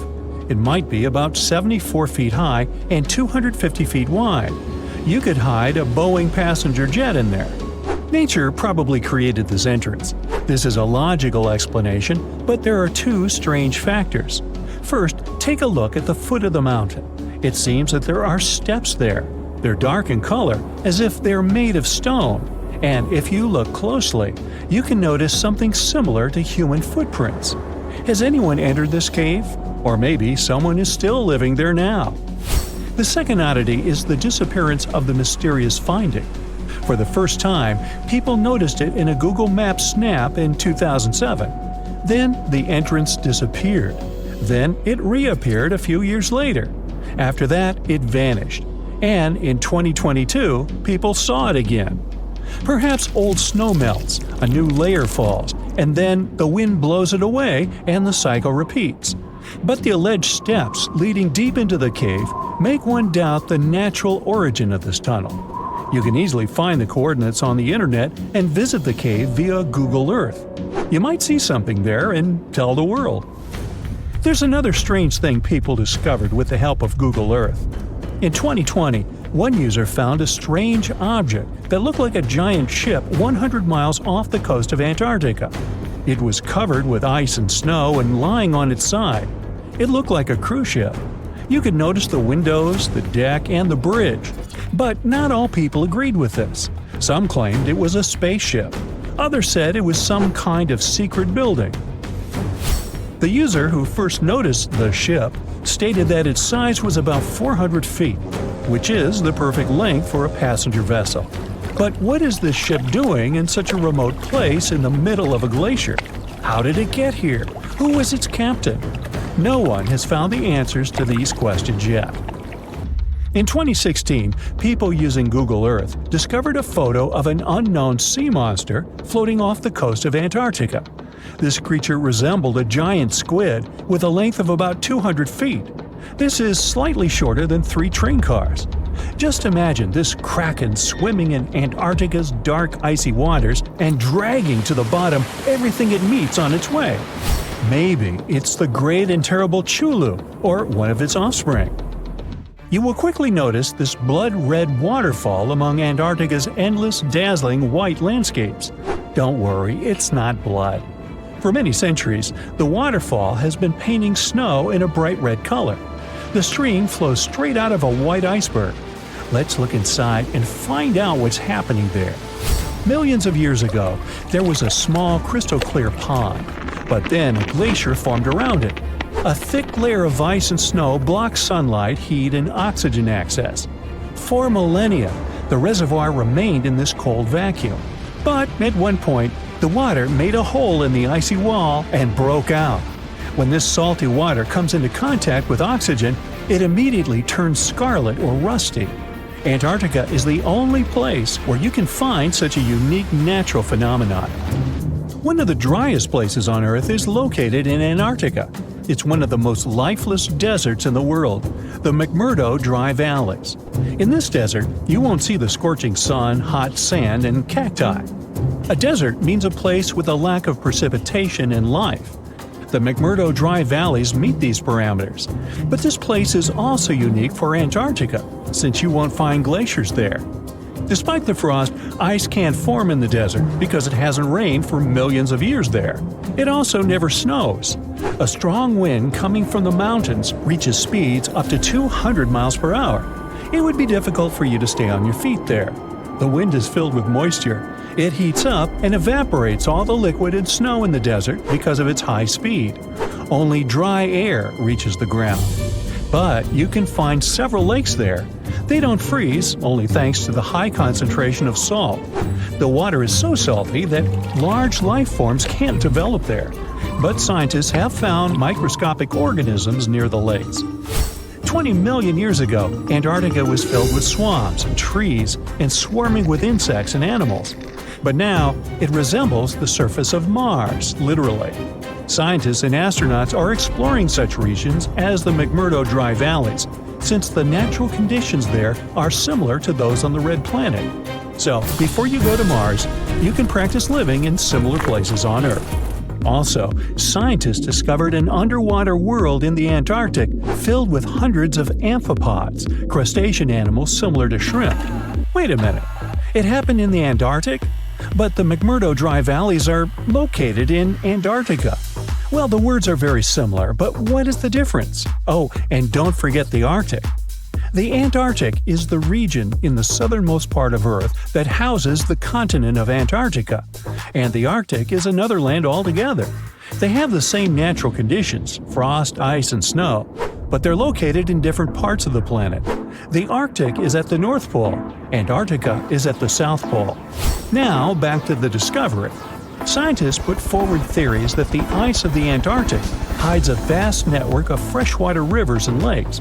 And in 2022, they found a new ecosystem. Researchers explored the Antarctic Ross Ice Shelf and its underwater rivers. This is a massive piece of ice floating in the ocean. A team from New Zealand used a special drilling rig equipped with a hot water supply to drill a hole 1,640 feet deep. That's more than the height of the Empire State Building. Then, they lowered some video cameras and saw thousands of crustaceans swimming in different directions. So it seems they're very unorganized. In the waters of the Antarctic, you can also meet some of the scariest creatures on the planet. These are sea spiders. They got this name because they resemble land spiders, but they're actually a species of marine arthropods. And unlike land spiders, those in the ocean are much larger. They look like 8 strong legs without a body. One such spider can be a dinner plate in width. Some of them have no eyes and have proboscises instead of jaws. Sea spiders are poorly studied because they live in deep, cold waters. Antarctica hides many little-known animals. There are long tunnels in its glaciers leading to scary darkness. On this cold continent, people have found the remains of giant dinosaurs and other ancient creatures, such as the ancestors of modern ducks. Many underground rivers and lakes hide unexplored wildlife. Even the ice here can be weird. Take a look at these striped icebergs. They have blue, black, green, and turquoise shapes. The color depends on the conditions of the water during freezing. For example, green lines appear because of algae, blue ones form when the water freezes too quickly. Okay, I'm freezing. Time to go thaw somewhere warmer. Hawaii. Yeah. Imagine you can spend an entire week digging in the ground, scanning for ruins, and taking photographs of the world's most surreal archaeological sites. Would you be up for it? Grab your magnifying glasses and let's do some digging. When in Rome, do as the Romans do. Walk around the city stumbling upon ancient history, So you're strolling around Esquiline Hill on a sunny afternoon. You have just finished your third gelato when you suddenly see it. The magnificent Domus Aurea, or Golden House, for the non-Latin speakers. The Roman Emperor Nero ordered to build this huge palace back in 64 BCE. The construction finished in 68 BCE. In its glory days, it occupied an area 3 times the size of the Vatican City. The building had gold leaf decor, semi-precious stones, and tons of frescoes. There were over 300 rooms in the palace, some of them overlooking the beautiful vineyard and animal-filled woods nearby. It held an enormous 100-foot statue of Nero himself. The octagonal wall was the grandest construction in the complex. Originally, it was a banquet hall with waterfalls cascading down the back walls. The hall rotated around its axis day and night as petals fell from above. Nero's successors stripped the whole palace of its materials. Today, tourists can visit the main structure and, of course, the octagonal hall. They excavated it, and you'll easily recognize it even with its bare walls. After flying halfway across the world, we're deep in the Cambodian jungle. Good thing you brought bug spray with you. Mosquitoes can get crazy in this tropical climate. Hidden among the forest is the city of Angkor. It was the capital of the Khmer Empire from the 9th to 15th century. FYI, the word Angkor means capital city in the Khmer language. The city became one of the largest in the pre-industrial world. Researchers say nearly 1 million people used to live there. Today, Angkor attracts visitors from around the world because of its stunning architecture. You can recognize the Khmer style in the use of huge blocks of sandstone. At the center of the complex lies Bayon Temple. It's decorated with 216 smiling faces, which scientists say are meant to resemble the founder of the Angkor Empire. They believe the towers used to be decorated with gold, but today the site is a maze of vine-covered temples. The city was abandoned in 1431 and wasn't rediscovered until the 1840s. In 1992, they named it a UNESCO World Heritage Site. The United States is not usually synonymous with ruins, but here's one. In the mountainous state of Colorado lies the ancient home place of ancestral Pueblans. Throughout the Mesa Verde National Park, there are over 600 cliff dwellings built by the Pueblans around the 1190s. The Cliff Palace alone had over 150 rooms. It was a multi-story building of sandstone and mud mortar. To arrive at the balcony house, visitors had to climb a 32-foot ladder. There, you can see a mid-sized village of 38 rooms and 2 kivas. Kivas are traditional chambers built by Pueblans for ceremonial purposes. By 1300, the Pueblan occupation of the Mesa Verde ended. Thankfully, the site is open for visits now. If you like terracotta landscapes, you came to the right place. The city of Petra is a marvel of the ancient world. Located in Jordan's desert, the city was a commercial hub back in the 4th century BCE. The Nabateans, an Arab Bedouin tribe, lived in the so-called Rose City and thrived for many years, accumulating a significant amount of wealth.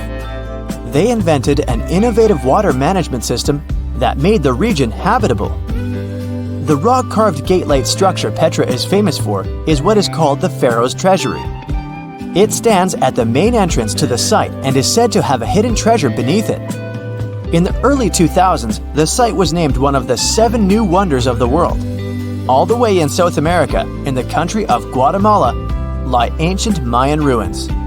The lost city of Tikal is a site made of 12,000 buildings, the remains of the capital of the ancient Mayan Empire. It is comparable in importance to London or New York. The North Acropolis is Tikal's most ancient complex of monuments. Built solely by human hands in 750 BCE, it served as the resting place of kings and chiefs. Back in the day, the step pyramid temples were painted a beautiful red. Mayans loved that color. Today, of course, you'll only see the limestone. Archaeologists have no clue as to the cause of Tikal's decline.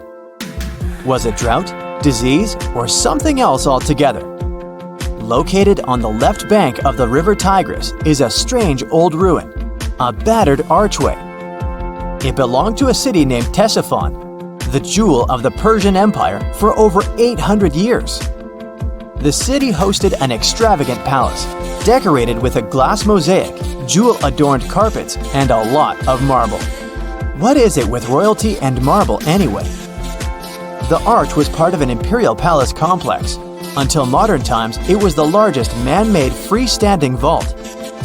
Notice how there are no pillars sustaining it. The enormous wealth of the city made it a constant target for other empires, until it eventually fell. In the mood for some more Mayan ruins? Chichen Itza is an archaeological site with the best preserved pyramids on Earth. Located in Mexico's Yucatan state, this Mayan city is well over 1,500 years old.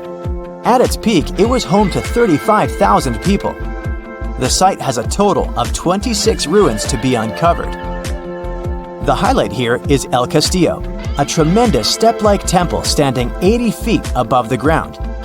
Its most peculiar feature is that it has 91 steps up each of its 4 sides, including the upper platform. It makes for 365 steps, the number of days in the solar year.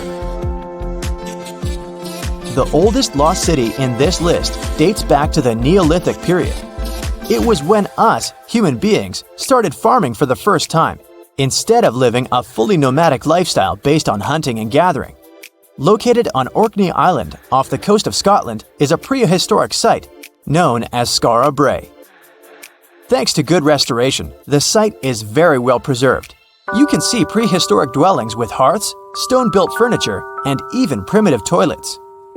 Researchers found runic symbols on the site, which means they could have attempted some form of writing. Ah, Greece. Fancy some feta cheese, anyone? We've arrived at the focal point of archaeological sites, but today we're exploring one in particular, the Colossus of Rhodes. Also known as the Bronze Giant, it used to be one of the 7 wonders of the ancient world, standing in the harbor of the Greek city of Rhodes back in the 3rd century BCE. The Colossus was said to be 105 feet tall. It's believed that the statue was built with the help of 900 camels. Sadly, it only stood for 54 years. A ravaging earthquake tore it to pieces, so visitors would come and see only a giant foot. Now, there is a whole load of nothing where the statue once stood. I think it's safe to say there are a lot of random ruins on walls spread across the globe. And our final visit for the day consists of exactly those. All the way in northern England lies the ruin of Hadrian's Wall. The Roman emperor commissioned the wall in order to separate his empire from Britain's. The original wall was a lot grander than what is left of it today. But still, the ruins are pretty impressive. They consist of a 73-mile structure stretching from one coast to the other. Back in the day, Hadrian's Wall hosted 17 large forts and numerous observation towers to ensure the maximum safety of his empire. The wall fell into oblivion when the Romans left Britain at the start of the 5th century. People began looting it to build churches, farms, and even houses. Today, if you decide to visit the ruins, you'll only see waist-high fragments of stone. But still, pretty neat, huh? A comfortable abode with a gorgeous view of the Mediterranean Sea will serve as a perfect rain shelter. Well, this is what a real estate advertisement might have looked like for Neanderthals 100,000 years ago. Welcome to the weird and wonderful caves you could live in, or not. Of course, back then, neither real estate and advertising had been invented yet. Never mind the fact that Neanderthals couldn't build houses and often lived in caves. Yet one of those caves looks an awful lot like a residential building. It's situated inside a high limestone cape called the Rock of Gibraltar. If the Neanderthals had had an economy, the caves inside this rock would have cost a bundle. Navigators discovered it in 1907. They just spotted a big hole inside the fortified rock. For many years, scientists have studied this place and found some traces of Neanderthals. They discovered ancient tools in the cave and bones of old animals. But the coolest thing was, they found 4 caves inside the rock. It was like a residential complex. Neanderthals lived alongside neighbors and helped each other hunt and fish. They created feather decorations and painted abstract drawings on the walls. Imagine our ancient predecessors hanging out in these caves 100,000 years ago. And now, scientists hang out there and study the primeval past of Neanderthals in detail. At the end of 2021, archaeologists uncovered a gap inside one of the caves leading to an unknown tunnel. They crawled through this hole and opened a new space under the cave roof. This place has been closed off from the outside world for over 40,000 years. And it seems it was one of the most prestigious apartments in the entire mountain complex. It has high ceilings with ancient stalactites. The ruined stone curtains divided the apartment into several rooms. Scientists also found the remains of ancient animals and scratches on the walls. It seems that Neanderthals had never lived here, but they used to visit this place. Archaeologists found the shell of a sea snail called dog whelk. One of the Neanderthals brought it here for some reason, but the primary owners of this place were hyenas. These caves show that Neanderthals were closer to humans than to monkeys. They had a way of life and even some customs. There's still a lot of work ahead, and scientists hope to find new rooms inside this rock. Meanwhile, in 2003, archaeologists discovered another early dwelling on the Isle of Flores in Indonesia. Among the green jungle, they found a cave with ancient tools. At first, everyone thought the human ancestors lived here, but then scientists discovered an unusual skeleton of an adult. A thorough analysis showed the skeleton belonged to a 30-year-old woman, 3.5 feet tall, just above the waist of an average adult. The woman's weight was equal to the weight of an adult shepherd. The skeleton didn't belong to Neanderthals or Australopithecines. It was a new unknown species, which scientists called Homo floresiensis, or simply the Hobbit. Also, there were remains of unusual ancient animals in the cave. It was an elephant the size of a cow, some large storks, and giant rats. Archaeologists have found out that hobbits were not the owners of this place. The main inhabitants were the rats the size of a cat. Maybe they were fighting the hobbits. Some analysis shows that Homo floresiensis wasn't our direct ancestor. They were in a separate branch of evolution. The hobbit skeleton looks more like that of a monkey than of modern humans. In 2009, in the dense jungle of Vietnam, archaeologists discovered Son Don, the largest cave in the world. If you go inside the cave and shout, you'll hear your echo a long time. In some places, the height of this cave reaches half the height of the Empire State Building, and the total area is larger than one central block of New York. Son Don is one of the 3 caves in the Vietnamese jungle. Many intricate mazes connect these caves. Inside, you can find unique plants and trees that live separately from the outside world. It's a real underground jungle. In some places, you can find collapsed ceilings that let the sunlight in.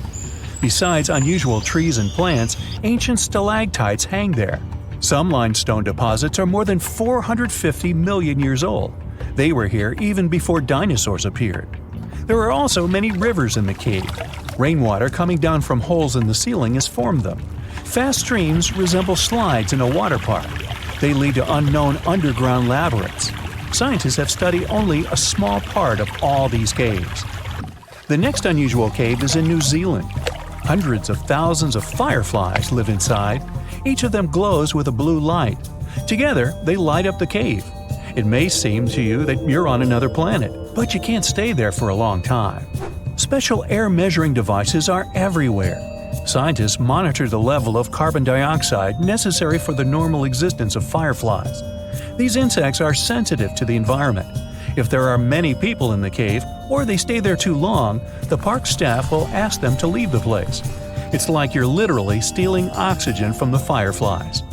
We've seen some pretty amazing caves so far, but how about a scary one? We're going to the desert of Yemen's Al-Mara province. What we're looking for is not a cave, it's just a black hole in the ground, right in the middle of the desert. It's big, the size of a basketball court. It's not its size that could scare you, but what's inside. Scientists are still not sure what it is. From the depths of this black abyss, a disgusting smell of rotten eggs constantly comes out, and sometimes you can hear some strange, frightening sounds. The blackness of the giant hole in Yemen absorbs all the sun's rays, so you won't see what's there even with a powerful flashlight. People flew over this place by helicopter. They filmed using drones and the most powerful lenses, but they didn't catch anything except darkness. It looks like a big ink spot in the middle of golden sand.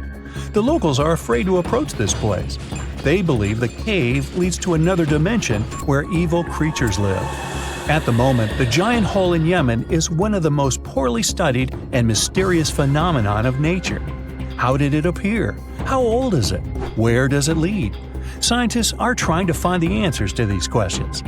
There are theories that the hole appeared because of construction work. Geologists drilled the soil nearby in search of minerals. It could have caused fluctuations in the Earth's crust and collapsed the surface. But no one can prove this theory, yet. And now, imagine a place where sunlight has not penetrated for more than 5 million years. There's little oxygen, and it's cold and damp. Still, life is born in this place, not only microbes and bacteria, but also something bigger. The living conditions in this cave are very different from the usual ones, so, in a sense, this cave is like another planet. It's the Movil Cave in the southeast of Romania, near the Black Sea. The entrance is a small hole in the ground. Inside, a tunnel leads deep below the surface. The levels of hydrogen sulfide and carbon dioxide are above normal inside the cave. The air here is half as much oxygen as on the surface. People can't be here without an oxygen mask, but other creatures living here can. The cave is home to 48 species of living organisms. 33 of them are unknown. Here you can meet some unusual insects, white snails and white spiders, millipedes with huge whiskers, transparent shrimp, and unique species of leeches. They all live here thanks to the little bacteria autotrophs. They absorb carbon dioxide and release food particles. Bacteria feed on it. Other larger organisms feed on these bacteria, and some bigger organisms eat those little ones. In the end, everyone gets food.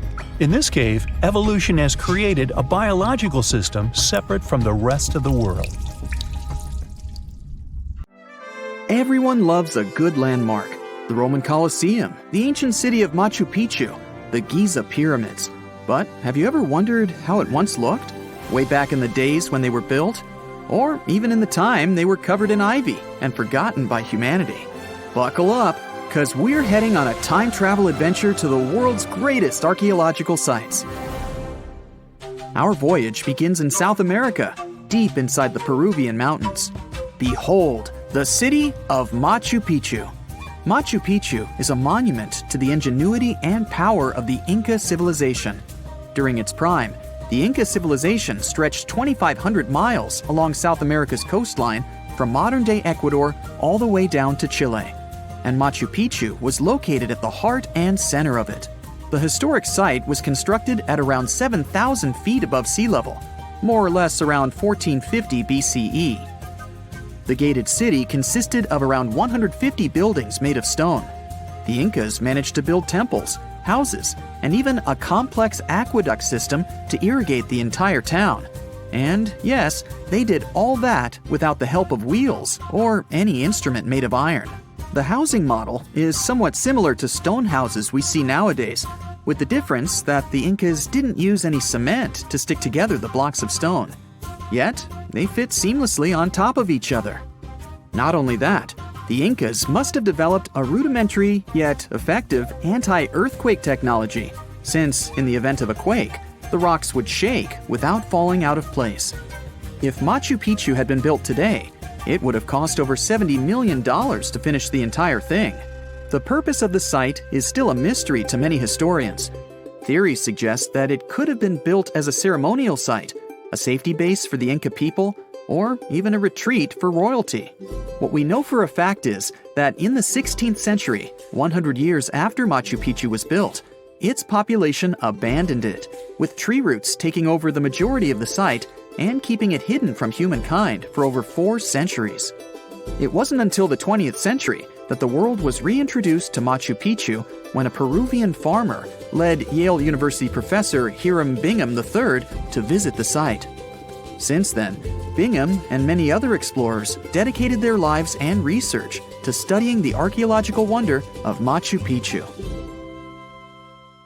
Now, for the next stop on our time-traveling vehicle, the city of Pompeii in Italy. Pompeii has crowded our collective imagination for many years. The eruption of the Mount Vesuvius volcano in 79 AD and the destruction of an entire city is hopefully not something that will happen again. But I bet you're wondering, what did Pompeii look like on its last day? It took 18 hours for Pompeii's streets, markets, houses, and forums to be buried under millions of tons of volcanic ash. Thanks to some clever scientists, we discovered that the lava and ashes that covered Pompeii on its very last day actually helped to freeze the city in time. Different from ice, the cloud of ashes did not preserve the city intact, but as the items disintegrated over 2,000 years, they left voids under the earth. Archaeologists found that if they filled these voids with plaster, the shape of the buried city would soon reveal itself. And that's exactly what happened. Of course, it was nothing like the bustling city of 12,000 people that had existed for many years before the fateful eruption. Pompeii was a vibrant and rich municipality. The site's ruins revealed that many areas of Pompeii boasted impressive houses, some with balconies, which was a sign of great wealth at the time. And, believe it or not, even some artwork survived the eruption. Archaeologists found well-preserved frescoes and murals of mythological creatures, all indicating that members of the high society lived there. Ruins show the city even had thermal baths and showers made with luxurious materials. Oh, and apparently, the people of Pompeii had amazing teeth. Yes, archaeologists could see even that tiny level of detail from the plaster molds they recovered from underground. Still in the Italian territory, we find one of the world's biggest tourist attractions, the Roman Colosseum. It was built as an amphitheater during the reign of Emperor Vespasian, around 70 AD. It wasn't until 80 AD that Vespasian's son, Emperor Titus, inaugurated the Colosseum. The monument was something to behold, with 157-foot-tall walls, over 80 entrances, and the capacity to host 87,000 people. All social classes and groups were welcome at the Colosseum, and this partly explains why it flourished for so many centuries. During the decline of the Roman Empire, around the 6th century AD, the Colosseum started being neglected and abandoned. The monument was looted, and some of its columns and stones were used to build infrastructure elsewhere. Only 1/3 of the original Colosseum still remains, and if it's big now, imagine what it once was. Greece was home to one of the world's largest empires. At the height of this empire, literally and historically speaking, more or less 2,400 years ago, the Greeks built a citadel known as the Acropolis. The Acropolis, which is composed of historical buildings, is considered to be one of the biggest landmarks of Western civilization to date. Tourists that visit the capital city of Athens today may be faced with yellowish and broken pillars of the Parthenon standing way up high in one of the city's hills. But way back when it was built, between 447 and 432 BCE, the imposing and majestic Parthenon was purely white, as the entire monument was built with gleaming white marble. The statues inside were made of gold. The Parthenon is a 23,000 square foot temple held up by 69 marble columns. The largest blocks of marble are massive, weighing around 10 tons each. And the most surprising fact is that the marble didn't come from Athens, but from a nearby site that stood 10 miles from the Acropolis, known as Mount Pentelicon. Historians intrigued by where the primary material for building the Acropolis came from found tiny and big blocks of marble all scattered around the floor of Mount Pentelicon. There was also a paved road that the Greeks had built to carry the rocks around. But perhaps the most impacting monument of all times is located at the heart of the Middle East, outside the Egyptian city of Cairo. The pyramids are considered one of the 7 wonders of the ancient world. The Giza Pyramid Complex was built as a tomb for the pharaoh Khufu around 4,500 years ago. Between 20 to 30,000 people took part in the construction process. It's composed of 3 pyramids. The massive monument is made out of approximately 8,000 tons of granite and over 550,000 tons of mortar, which gives it the appearance it has today. Would you believe me if I told you that the pyramids didn't always look like this? Far from it. They were shiny white with a golden triangular tip at the top. This is because the Egyptians used over 6 million tons of limestone to cover the entire rocky, step-like structure, all so that they could gleam white under the unforgiving sunlight of Egyptian skies. The Pyramid of Khufu remained the tallest structure on Earth made by humans for over 3,800 years. It was the only 8-sided pyramid in Egypt and was believed to align with Orion's belt. It's considered to be the most aligned construction facing north. In 1979, it was inscribed on the UNESCO World Heritage List. Let's head on down to the Indian city of Agra to quickly visit the Taj Mahal. You may know it as the Taj, but it can also be called by its more endearing name, a teardrop in the cheek of time.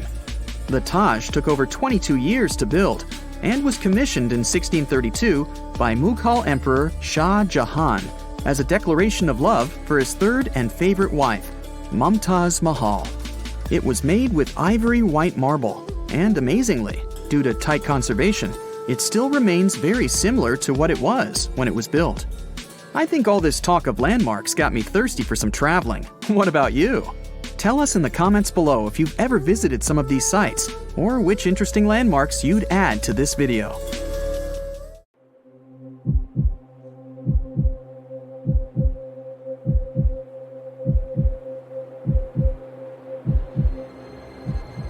Leave it to people wandering on Google Earth to stumble upon the world's newest and weirdest places ever.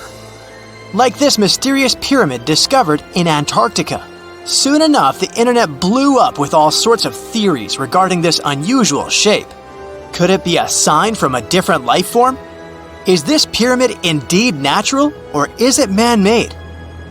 For starters, it's not the first time we've discovered a pyramid in the Antarctic. The first one was observed by the British Antarctic expedition in the 1910s and kept secret for a long time.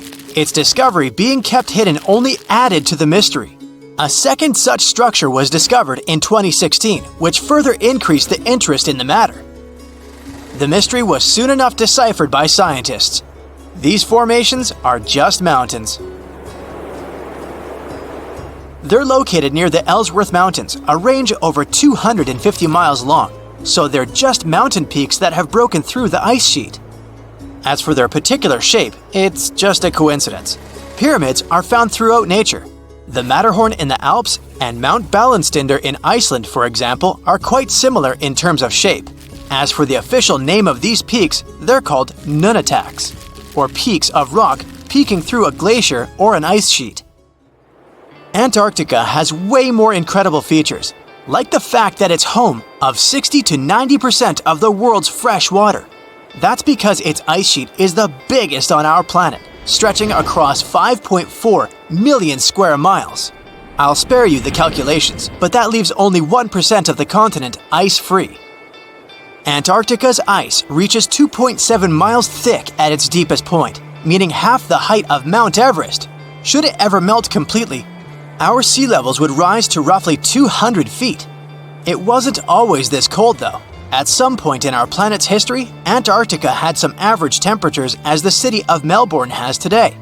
It took a lot of research, but scientists figured out that Antarctica's temperatures could have reached up to 62.6 degrees Fahrenheit. Sure, that was 40 to 50 million years ago, but if you think about it, it was at the same time when dinosaurs roamed our Earth. Time is also different on this icy continent. All the lines of longitude that help us calculate different time zones merge into a single point at the South Pole. Here, there are 6 months of daylight in the summer, followed by 6 months of complete darkness during the colder season. So, scientists working here stay, on average, in the same time zone they've come from.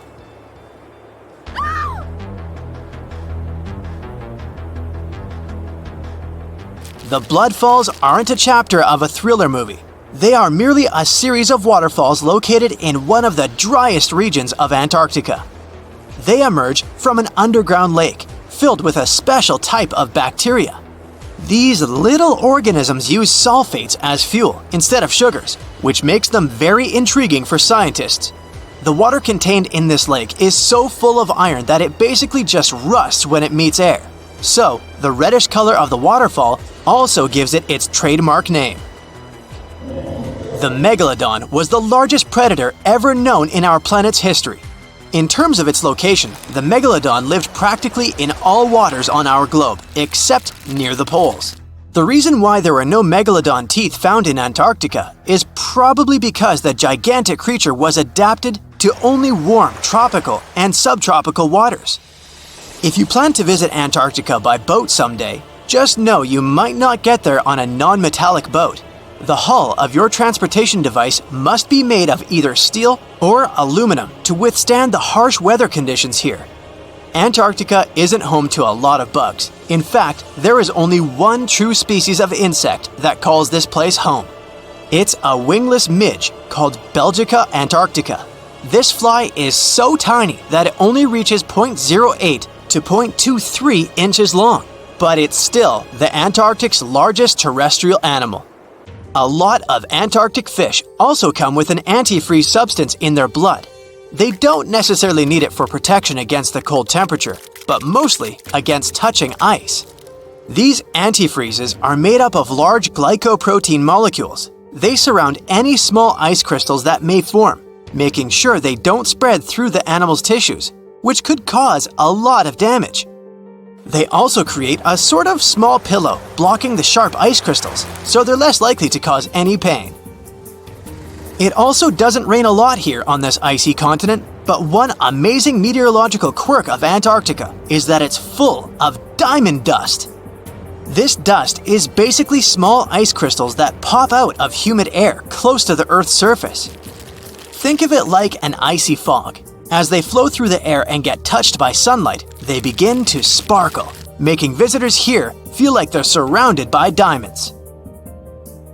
It's probably the last place you'd want to go into labor, but in 1978, the first person was born here ever. Emil Marco Palma was its name, and ever since, 10 other people have been born here in Antarctica. There's a lake on this icy continent that is so full of salt, it makes it impossible for it to freeze over, even if temperatures can go as low as 5 degrees Fahrenheit. That's because pure water freezes at 32 degrees Fahrenheit. Water that has salt in it, or any other substance for that matter, will freeze, but at a way lower temperature. That lower temperature is adjustable depending on the substance itself and the amount that has been placed into the water. Antarctica was the last official continent to be discovered. It remained completely unseen until the 1820s. But it took another 20 years to confirm it was actually a continent and not just a group of icy islands. Just because it's really cold here doesn't mean you can't go on a date here. One December night, an American scientist that was posted in Antarctica logged into a dating app simply out of curiosity. He was certain no other profiles would show up, but to his surprise, he found someone soon enough. Another researcher who was stationed just 45 minutes away, by helicopter of course. They eventually got together and went on the first date in Antarctica ever recorded. Apart from ice, this continent has something else way more abundantly than any other piece of land on Earth: meteorites. If we look at the research done by scientists, meteorites have equal chances of reaching any place on our planet. However, once they go through our atmosphere, the situation is a bit more complex. That's because different climates on our planet, like the humid ones found near the jungle, have a lot of moisture and oxygen, which will corrode most meteorites. The climate in Antarctica is really dry, so the possibility of meteorites corroding is little to none. More so, it's way easier to spot these rocks on the icy white surface of this area than in any other place on Earth. If you're not scared of the cold, you'll surely freak out when you hear about the winds here. That's because Antarctica is for the most part the windiest place on Earth. Wind speeds have been reported here to reach even 200 miles per hour. All fossils are exciting for paleontologists. Yes, they need to get out more. But some might look terrifying to regular people. For example, look at this picture of tentacle arms and octagonal-shaped heads. When it first appeared in mass media, internet users claimed that it was some ancient organism that had come from space. Others thought the story was fake. But in fact, both the picture and the fossil are real. The fossil is known as a mortality plate, a fossilized representation of a mass extinction event of one or several species. The fossil actually contains more than a dozen specimens of a type of marine organism called a crinoid. Despite their looks, crinoids were not plants but marine animals. This particular species lived deep underwater on the seafloor. Crinoids were related to starfish, sea urchins, and brittle stars. These creatures could attach themselves to the seafloor with stalks made up of flexible porous discs connected by soft tissue. The stalks were hollow, and that's where the animal's nervous system was located. Crinoids absorbed oxygen through thin-walled tube feet. The creatures usually reached the length of more than 8 inches and had 5 arms lined with leathery-looking tentacle-like structures. They fed on plankton and sloughed off organic material. Now, even though these fossil finds seem to be super exciting, few creatures in the fossil record confuse scientists as much as the Tully monster. This curious sea creature sported a toothy, trunk-like snout and eyes splayed out on a rigid rod. But the most bizarre thing? It has been impossible to classify. Researchers have been considering a variety of organisms, for example, segmented worms, swimming slugs, and primitive eel-like creatures, since the monster was discovered in 1966. Recently, they have even tried to connect it to some species of jawless fish with a backbone-like structure. A team of scientists from Japan has used high-resolution laser scanners to examine the anatomy of Tully monster fossils in 3D. They concluded that the enigmatic fossil might be an invertebrate after all, and still, the true identity of the creature remains elusive. In the 1950s, amateur fossil hunter Francis Tully found a ghostly imprint of a torpedo-shaped organism with a huge tail fin in the Mizon Creek fossil beds in Illinois. Tully had never seen anything similar to the torpedo structure. He took his find to Chicago's Field Museum of Natural History. Paleontologists working there were baffled as well.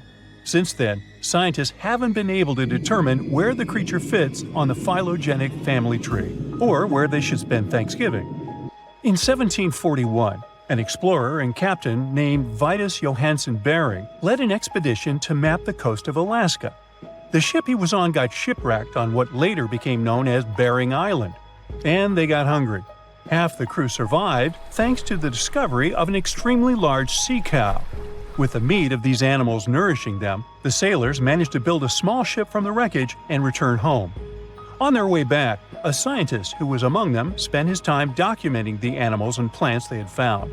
The sea cow was particularly interesting because without it, the crew wouldn't have survived. These animals were more than 26 feet long and weighed around 10 tons. All sea cows are member of the order Sirenia, marine mammals more closely related to elephants than cows. The scientists describe them as having black skin, a small head, and stubby forelimbs. Those sea cows floated on the water's surface, munching on kelp. After the information about these animals became widespread, sea otter fur trading expeditions made use of that convenient depot en route. Sea cows were docile and could be easily hunted. Long story short, within 27 years after the scientists mentioned those animals, they were driven to extinction. But it's not the saddest part. The fossil record reveals a much deeper and darker history. Fossils of sea cows have been discovered all over the world, from Japan to Mexico. It means that the animal once thrived in the vast kelp beds around the entire North Pacific Rim. That small population discovered by the expedition was probably the last remains of a once much larger and way healthier population. More likely, Aboriginal hunting had already reduced the numbers of these animals to near extinction levels, and the final blow came from Western hunters. The living close relatives of those ancient sea cows are rarely hunted today. Still, they're under threat of extinction themselves. To some, this amazing fossil might look a bit disturbing. Slaves' lentils are fossils that belong to animals called nummelites. They lived and thrived in a warm, shallow sea covering part of Egypt around 40 million years ago. The name nummelites hints at the fact that larger specimens resemble coins, and in Egyptian folklore, they're even referred to as angel's money. These creatures have a simple, single-celled structure, which contrasts with their super intricate skeleton. Look at this series of spiral overlapping whorls. Each whorl is divided into countless tiny chambers. Nummelites can grow to be 4 inches in diameter, and still, they are the fossils of single-celled animals related to amoeba. How and why did they grow to be so large? The reason could be their symbiotic relationships with other smaller organisms. In the case of modern species, such symbionts are tiny golden-brown single-celled algae called diatoms. The shells of nummelites are relatively transparent, and since they're flat, there's a large surface area for the light needed for the diatoms to photosynthesize. For some reasons, scientists are still debating about them. The presence of plant symbionts in animals dwelling in the sea encourages the growth of a calcareous skeleton in hosts. So, the gigantic size of the nummelites in Egypt could be due to their close relationship with symbiotic diatoms. Does that make sense? Fun fact: a species of nummelites evolve very fast, and their fossils change from one layer of sediments to the next. So, the limestone used for the pyramids of Giza are so packed with such fossils that it's known as nummulitic limestone. This limestone also contains 2 kinds of nummelites, the smaller slave's lentils and the larger angel's money. But those are not different species, but rather different stages in the life cycle of a single species. The year is 1923. 2 teenagers sneak out of their homes in the middle of the night in Florida City. Rumor had it that an old man was building a rock castle by himself. But every time someone tried to see what the old man was doing, he would stop working. The curious teens managed to sneak into Ed's backyard and saw something they could later describe as magic. They recalled seeing rocks moving around like helium balloons. The old man was moving up to 30 tons of stone by himself to build his castle. Even if he didn't allow anyone to see him working, he would proudly talk about it around the town. But whenever people asked how he was building a stone castle all on his own, he simply answered, "I cracked the secret of the pyramids." This story begins in Latvia, Edward Leedskalnin's home country. Edward was born in a small village on January 12, 1887. He was born in a family of stonemasons, which is probably where he learned ancient techniques of building. However, he grew up as a sickly boy, which meant he could never carry much weight or undergo heavy physical activity. At the age of 26, an unfortunate turn of events determined Ed's fate. The love of his life broke off their engagement, and heartbroken Ed decided to move to the United States. He lived in a couple of American states before finally moving to Florida, where his life's adventure started. Ed spent years searching for the right spot of land to build his dream house. He always rejected good farmland. When people wondered why, he only smiled. Finally, when he bought land of his own, it was deemed terrible by his close friends. The soil was bedrock. He could neither plow nor farm it, but it seemed perfect for what he was seeking to build. Ed's close friends would often describe him as eccentric. When asked why he wanted to build a house, he would only say, "It's for my sweet 16.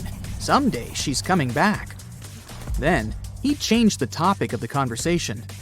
It took Ed about 30 years to finish Coral Castle, and he did it all by himself. He would only work under the cloak of night and never let anyone see what he was doing. The completed Coral Castle embodies a number of unsolved mysteries. If you were to visit the site back then, you'd have to go through a 9-ton, 8-foot-tall revolving gate door that even a kid could push with just one finger. Ed was so proud of this door that he originally named the site Rock Gate Park.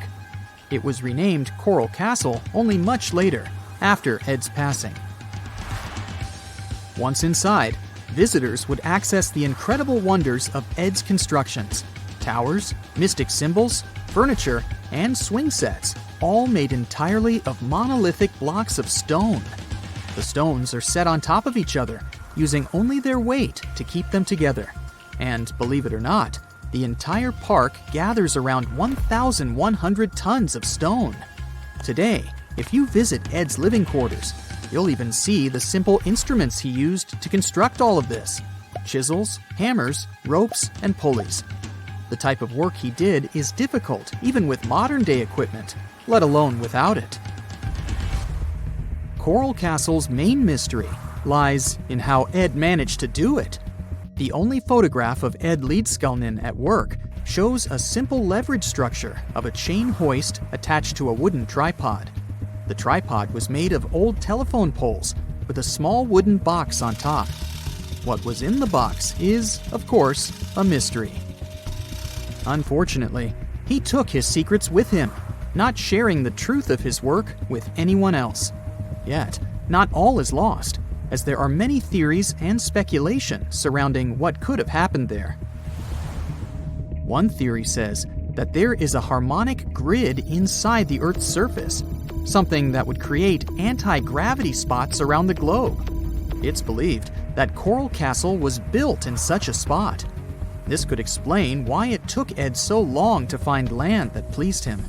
Maybe what he was looking for was a place that allowed him to experiment with anti-gravity forces.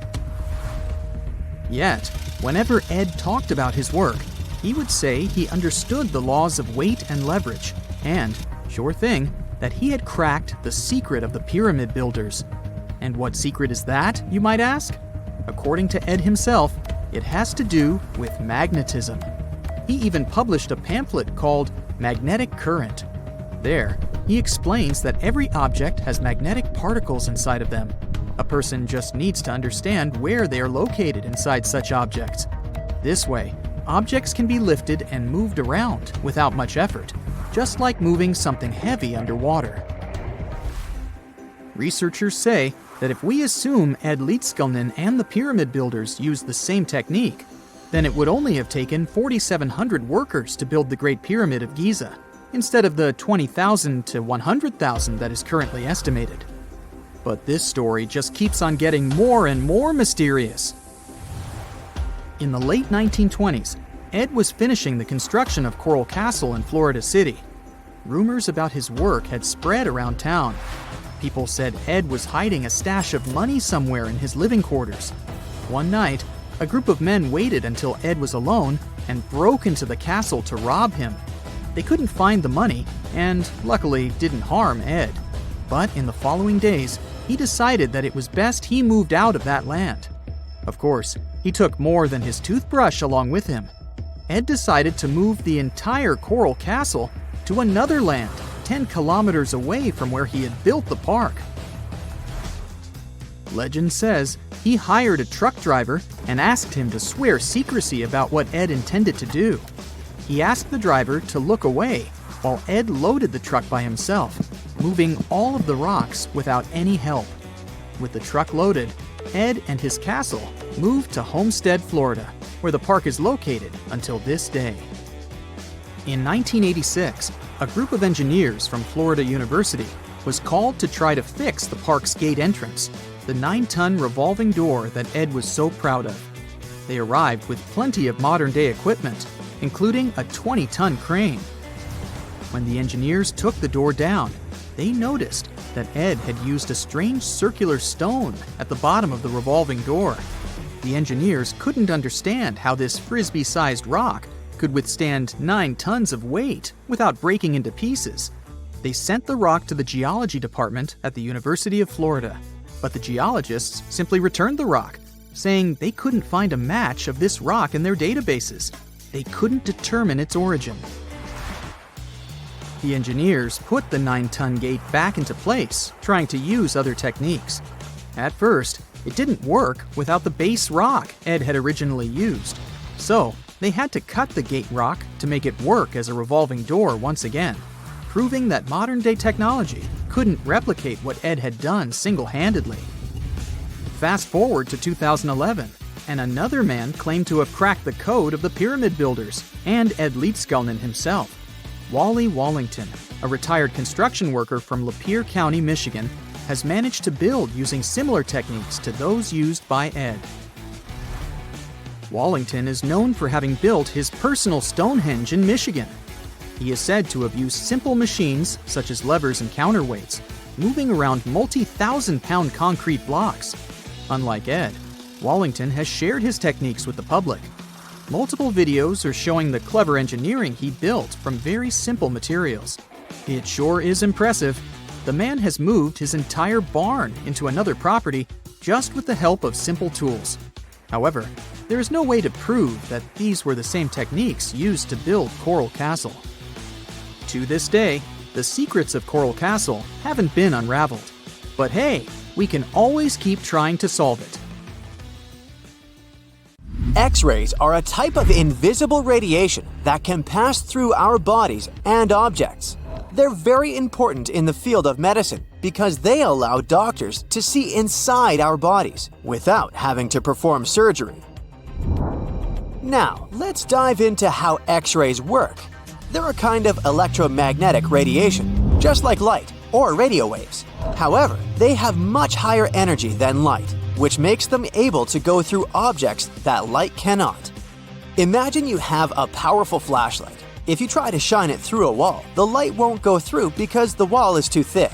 But these rays have enough energy to go through walls and even our bodies. The discovery of X-rays happened by accident in the late 19th century. A scientist was experimenting with cathode rays, which are a type of radiation. He was working in his lab and noticed that a nearby fluorescent screen started to glow, even though it was not directly exposed to the cathode rays. He realized that something invisible was causing the fluorescence, and he named it X-ray, because X is the mathematical symbol for something unknown.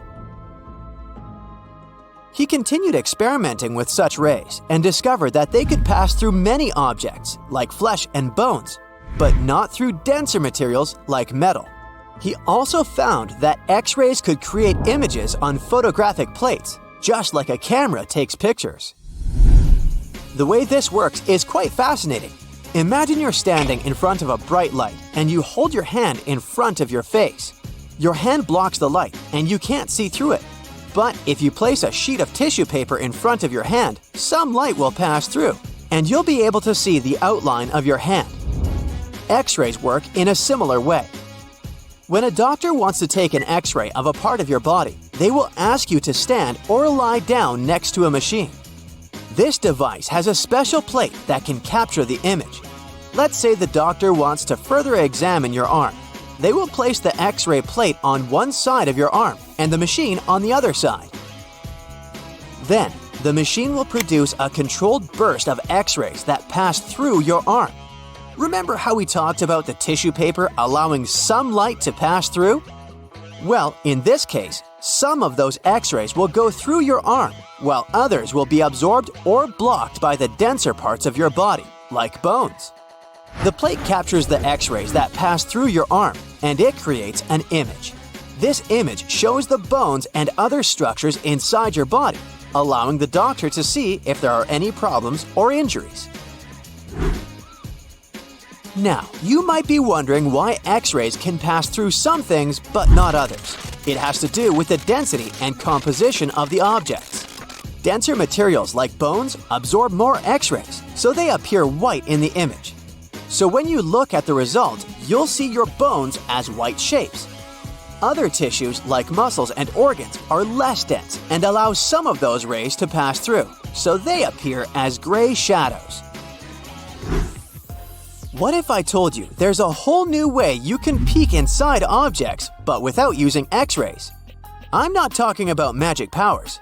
Take a comfortable seat while I explain what mugography is.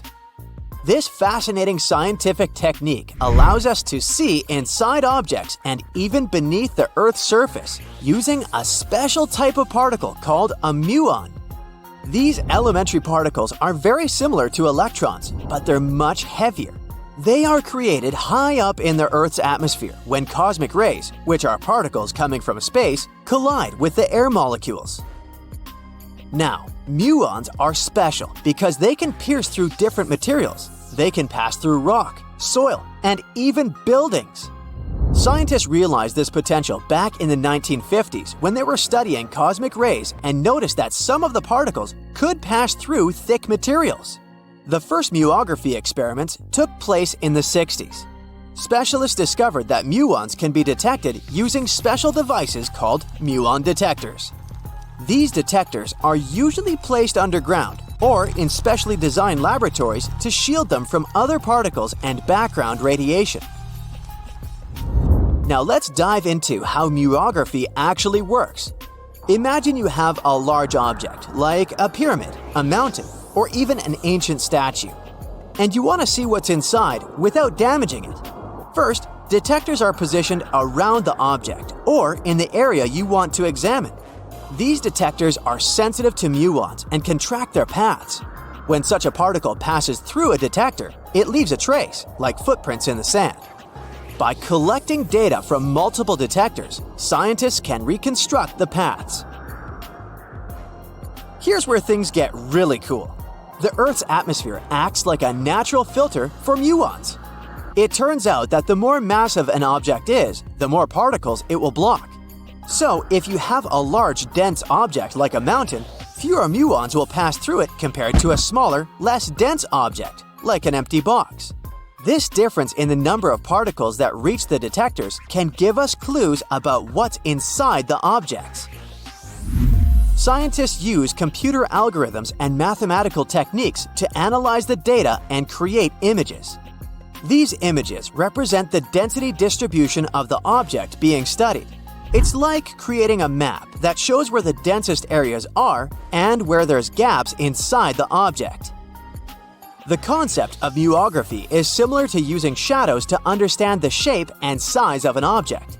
Imagine you're standing in front of a bright light and you place your hand between the light source and a wall. You'll see a shadow of your hand on the wall. Based on the shape and size of the shadow, you can get an idea of what your hand looks like, even though you can't see it directly. This technique has been used to study various objects and structures. For example, scientists have used it to explore the inside of volcanoes and pyramids, and even to investigate the structure of mountains and the Earth's crust. With the help of this amazing technique, scientists have now uncovered new information about the Great Pyramid of Giza. They discovered something that had eluded tomb raiders for centuries. They found a hidden chamber. And guess what they named it? The Big Void. Yeah, I know, not the most creative name. They even used 3 different muon detection techniques just to be super sure that it was indeed a big, mysterious void inside the grandest pyramid of them all. Once news got out about this mind-boggling discovery, Egyptian authorities couldn't resist the temptation to explore further. So, they brought in an endoscope camera to confirm the existence of this epic void. So, they inserted a camera through one of the openings underneath the entrance, and voila! It revealed a corridor. More so, the corridor had a chevron ceiling. I can't help but imagine the ancient Egyptians using it as a cool dance floor. Another team of scientists decided to take another shot at scanning this newfound void. According to them, the Great Pyramid of Giza is a pioneer in the pyramid game. It used a technique called chevron to cover internal structures and keep them from collapsing. Now, why did the ancient Egyptians build this corridor and the grand void it leads to? One theory suggests that the corridor was built to relieve pressure inside the pyramid. Another theory says that the void could be a result of the pyramid's construction process.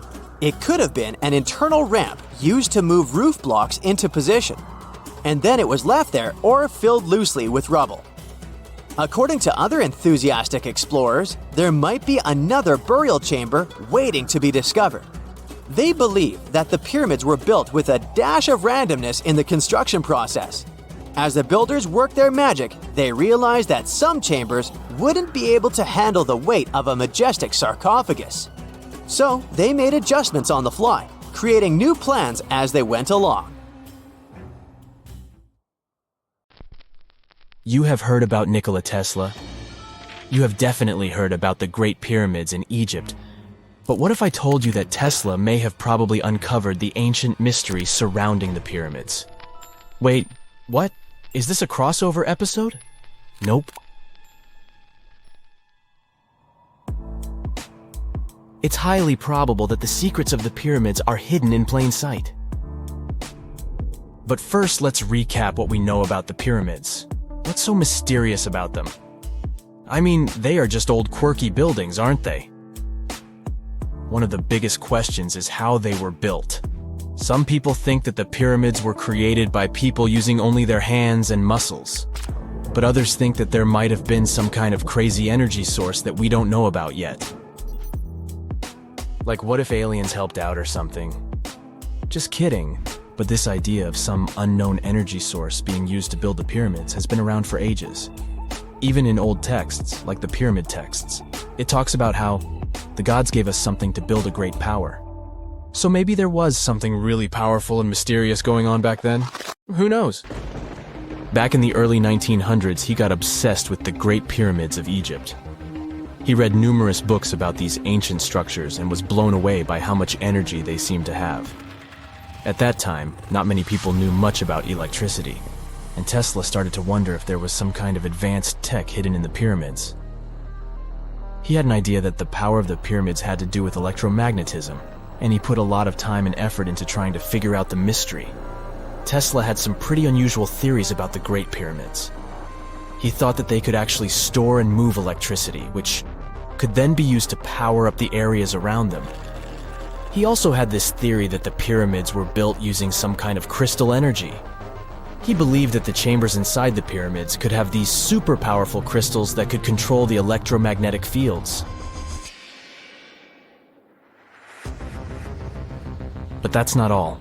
Tesla also had this idea that the materials used to make the pyramids had properties that allowed them to trap energy from the sun and the moon. And not just a little bit of energy. He thought that the pyramid could actually create this massive energy field that could light up whole cities or even brighten up dark places. He thought that the pyramids could be used as giant power plants to generate electricity and run machines. Tesla even believed that the pyramids were somehow linked to cosmic energy, which could be used for spiritual enlightenment and healing. How very new age of him. Anyway, Tesla wasn't just pulling these ideas out of thin air. He was seriously into studying everything he could about the pyramids, from ancient artifacts and texts to hieroglyphs and drawings. And he came up with this idea that the pyramids were designed to be energy amplifiers, and some kind of unknown energy source was used during their construction. Some people thought Tesla was eccentric for coming up with these theories, but his ideas have actually had a huge impact on the way we think about the pyramids today. Researchers and scholars have been digging into his theories for years and using them to uncover some of the biggest mysteries surrounding these ancient structures. For example, recently scientists have used theoretical physics to investigate how the Great Pyramid of Egypt would react to certain radio waves. They found out that if the radio waves were a certain length, the pyramid could concentrate the energy inside its rooms and focus it under its base. The scientists did lots of calculations to figure this out. They first thought about what radio wavelengths would work best. Then they made a model of how the pyramid would react to the waves. They figured out how much of the energy from the waves would get absorbed or spread out. Lastly, they checked how the energy would move around inside the pyramid when the waves hit it. To help explain all of this, the scientists used something called multipole analysis. This is when you take a complicated object and break it down into simpler parts. Then you can see how each part interacts with the energy that's coming in. It's like taking apart a puzzle to see how each piece fits together. The researchers are interested in how all of this can be used in the future. They want to make really tiny particles that can do the same thing as the pyramid, but with light. By changing the size, shape, and the material of these particles, they can control how the light moves around them. This can be really useful for things like making tiny sensors or super efficient solar cells. The scientists had to make some guesses when they were doing their research. They assumed that there weren't any hidden spaces inside the pyramid, and that the material used to build it was all the same. But even with these guesses, they still made some pretty impressive discoveries. But the pyramid study is not the only proof that Tesla was ahead of his time. There are more Tesla's projects that seemed unrealistic at the time, but that scientists and enthusiasts reevaluate and try to implement today. Let's talk about Tesla's most ambitious project, the Wardenclyffe Transmission Tower. Back in 1900, Tesla was already a big shot when it came to electrical engineering in America. People were blown away by his amazing inventions and the fact that he managed to outdo Thomas Edison in the battle of currents. However, Tesla wasn't content to rest on his laurels. He decided to embark on his most ambitious project yet, the transmission tower at Wardenclyffe. It was built between 1901 and 1905, and it was based on one of Tesla's breakthrough ideas. He had a vision to make the impossible possible by creating a global wireless communication system. It would use Earth itself as a conductor, transmitting music, news, stock market reports, secured military communications, and even facsimile images. Does it sound familiar? Right, it sounds just like the internet that we use today, only without the use of any wires.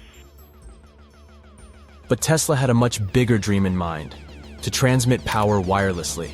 He already proved that high-frequency signals could be sent without any wires using his Tesla coil transformers, and this sparked his obsession with wireless energy transmission. His vision was to not only transform the way we communicate, but also to find a way to transfer power currents globally by tapping into the Earth's natural energy. Tesla believed that there was an abundance of free energy all around us that could be used for humanity's benefit. In 1899, he conducted some top-secret experiments and got convinced that it was possible to transmit electrical power through the Earth's upper atmosphere. This is actually how the Wardenclyffe Tower was created. It was supposed to be the prototype station for a network of towers all over the globe that would provide the whole world with wireless energy. Unfortunately, Tesla didn't have the resources or the patience of his investors to bring this project to fruition. It ran into all sorts of financial problems and roadblocks, and in 1917, the unfinished tower was finally torn down for scrap metal to pay off Tesla's mounting debts. Now it remains a sad reminder that even the greatest minds can sometimes fall short of their dreams. The original red brick laboratory, however, is still there, and it is the only Tesla lab that has survived. Fun fact, in 2017, a film crew made a crazy discovery. They used ground-penetrating radar to explore the area around Wardenclyffe, and they found a whole series of tunnels stretching for hundreds of feet underneath the site. Nobody knows exactly what these tunnels were used for, but people have been speculating for years that they were part of Tesla's grand plan. Wardenclyffe, of course, is a major landmark for Tesla enthusiasts from all over the world. Who knows? Maybe someone will finally crack the mystery of the tunnels one day. But even if they don't, the legacy of Tesla and his amazing ideas lives on. Most people know that pyramids were built as grand tombs for the pharaohs, designed to ensure they had a smooth journey to the afterlife. The Great Pyramid of Giza, for instance, was constructed for the pharaoh Khufu. But what most people don't know is that this whole pyramid building trend started right here with the step pyramid of Djoser about 4,700 years ago. This massive structure was built for Pharaoh Djoser, a ruler from Egypt's 3rd dynasty. It rises 7 layers high above the ground and stands about 200 feet tall. We think of it today as a phenomenal architectural project, but for ancient Egyptians, the step pyramid of Djoser turned out to be more like a massive experiment, a trial run, if you will, to perfect their building skills before they moved on to even more ambitious pyramids. Reaching new heights is super exciting, but the real mystery is what is going on below the ground.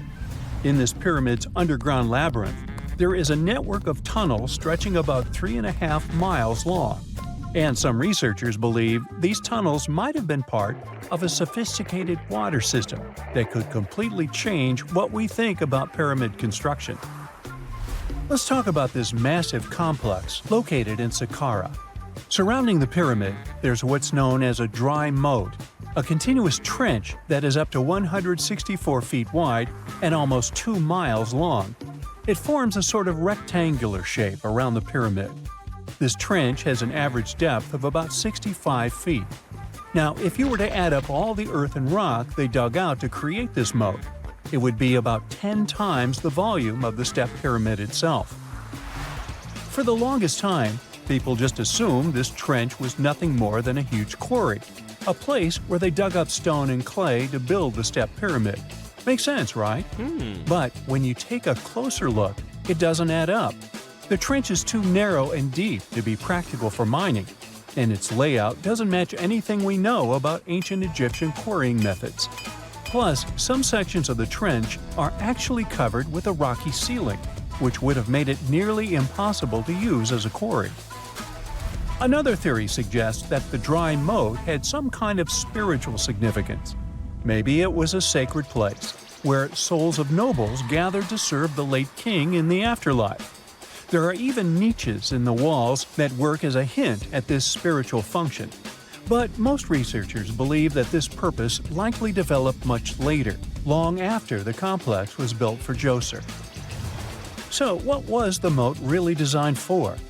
In 2020, a researcher came up with a pretty intriguing idea. It is possible that this trench was actually designed to collect and manage water, especially after heavy rainfalls. Now, that makes sense when you consider the location. The moat sits in an area that could easily have been flooded by runoff water from nearby plains. This could also explain why the trench wasn't used for new graves until much later when the climate became drier and less prone to flooding. The story becomes even more intriguing, as this trench appears to be part of a larger, more complex hydraulic system within the Djoser complex. It is like the trench has several compartments, carefully carved out of the rock and connected by tunnels. These compartments likely served as a part of a water treatment system, where water would flow from one compartment to the next, getting cleaner as it moved along. Now, here is where things start to tie into the pyramid itself. The Djoser complex has a series of underground shafts, and some researchers think that water from the moat's deep trench might have been used to power a hydraulic lift system, and this giant water-powered elevator could have been used to raise the heavy stones needed to build the pyramid. It worked like a volcano, but instead of lava, water did the heavy lifting. Imagine a big deep hole in the ground at the center of the pyramid site. Inside this hole, there was a huge wooden platform, kind of like a giant raft that could move up and down. When the workers wanted to lift a heavy stone, they would fill the hole with water. As the water rose, the wooden platform started to float up, carrying the stone with it, almost like a giant water-powered elevator. When the stone reached the right height, the workers slid it off the platform and onto the pyramid. The idea is that water from the deep trench, after being cleaned and filtered, would flow into these shafts. A massive float, possibly made of wood, would then rise as the water filled the shaft, lifting the stones up to where they were needed for construction. Once the stone was in place, they'd let the water out, lowering the platform back down to the bottom, ready to lift the next stone. This fancy hydraulic lift system could have been a game changer, making the whole building process a lot faster and more efficient without using a lot of workforce. It is like the ancient Egyptians were already embracing the whole idea of work smarter, not harder. But of course, not everyone is on board with this theory. Some experts argue that the area where the step pyramid of Djoser was built couldn't have held enough water from occasional rains to maintain such a fancy hydraulic system. The main theory suggests that, in the past, there might have been some kind of lake nearby that would have filled up after a period of rain, and this lake could have supplied water to the complex's hydraulic system. But there is no mention of such a lake in any ancient Egyptian writings, so it might be more of a what-if situation than a reality. And then there's the issue of the hard work itself. Remember when I said this method could have allowed the ancient builders to raise stones with far less effort? Well, that might not be entirely true. According to some experts, just building this hydraulic device would have required a lot more heavy work than simply moving the stone blocks using good old-fashioned manpower. And let's not forget, the step pyramid of Djoser is like a baby pyramid compared to those that came later. The stones used for Djoser's pyramid weighed, on average, about 660 pounds each, which is nothing compared to the more than 2.5-ton blocks used later for the pyramid of Chephren. If this cool water lift theory gets completely ruled out, we still need to explain how this pyramid was built in the first place. To answer that, we need to rewind a bit and talk about the original plans.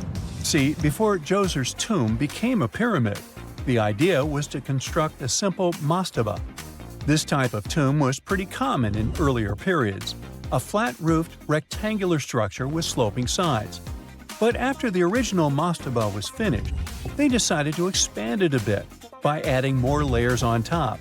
And then they added even more layers, until the construction reached 6 distinctive steps, each one smaller than the previous. And they probably did all this by raising those heavy stones using ramps, not a water-powered elevator. There is still so much we don't know about the step pyramid of Djoser. More research is definitely needed to fully understand how this system worked, or if it even existed at all. But the idea of using water to help build the pyramid adds a whole new layer to our understanding of ancient Egyptian engineering. It's a powerful reminder of just how clever and resourceful those builders were, using the natural landscape and the power of water to create one of the most iconic monuments in history. A gruesome discovery took place in Egypt some years ago. You want to hear about it? 16 human hands, carefully buried in 4 eerie pits.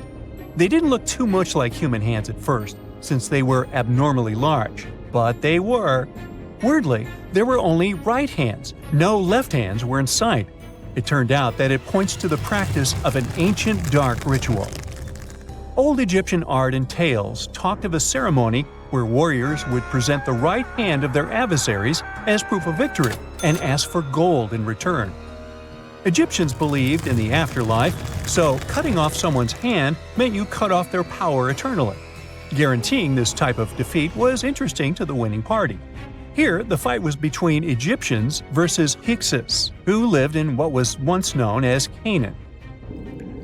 Egypt has always been the center of some history-changing findings, and some time ago, this papyrus was found. If we stretched it open, it would be just a tad bigger than the height of a skyscraper. The world's tiniest skyscraper, which is located in Wichita Falls, Texas. When humans didn't write on their notes app, they wrote on this thing, made from the medulla of a papyrus plant. Around 2,000 years ago, ancient Egyptians wrote something reminiscent of a book where they describe most of their funerary traditions and their visions of the afterlife. It's considered one of the most important texts from ancient Egypt and is still sold in bookstores to this day. This ancient manuscript was unearthed from a chamber located just south of the Pyramid of Djoser, located in Saqqara. Oh yes, Djoser is the oldest pyramid in Egypt and not the Giza pyramids like most people think. So recently, the site of Saqqara buzzed with excited archaeologists who probably found one of Egypt's oldest complete mummies. They believe that this beautiful and well-preserved mummy was that of a wealthy man. He was discovered in a deep shaft, covered in layers of gold leaves.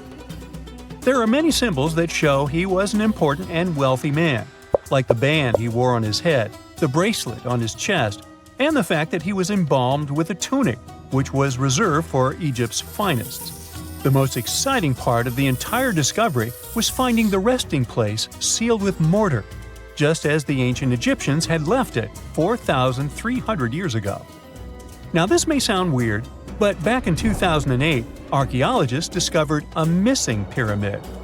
Now it went missing because it deteriorated over the span of 4,000 years. Today, you can only see its base. It was a pretty important site back in ancient times. It is said that around the area of the pyramid, the ancients hosted a special type of ceremony where high priests would carry mummified remains of sacred bulls. Now here's a fun fact. Ancient Egyptians believed that Apis bulls were earthly incarnations of the city deity of Memphis and was connected to rites of fertility. It wasn't just any Apis bull, though. They needed to be all black, with a single white mark between its horns and a bunch of very specific characteristics. They were selected by the local priests and honored until they passed away. After that, they were mummified and buried in underground galleries. Meanwhile, this missing pyramid sort of disappeared around the 1800s. It was a German archaeologist who first found it in the village of Saqqara.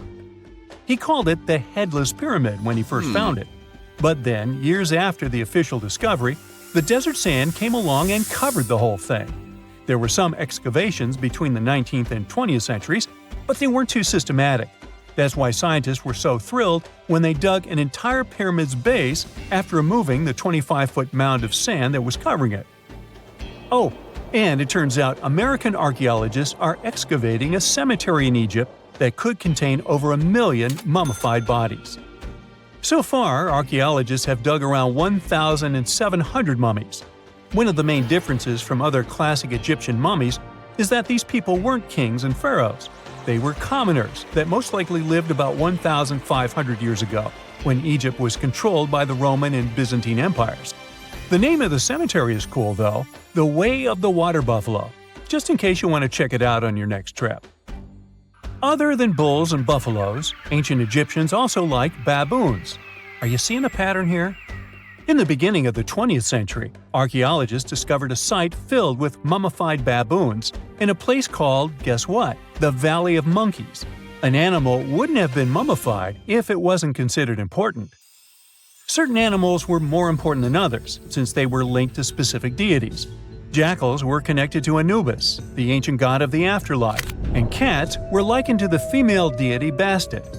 Baboons were a pretty big deal, since they were believed to be connected to Thoth, the deity of wisdom and advisor to Ra, one of Egypt's supreme deities. The archaeologists who studied these animals weren't too happy. They think these baboons were kept inside and were deprived of sunlight for most of their lives. They had extreme vitamin D deficiencies and they were poorly fed. Maybe Thoth got angry with these baboon keepers. Just a guess. Since there's never a boring day for archaeologists in Egypt, they also found human mummies with golden tongues. Since Egyptians were all about the afterlife, they believed that golden tongues might help a person speak once they pass to the other side.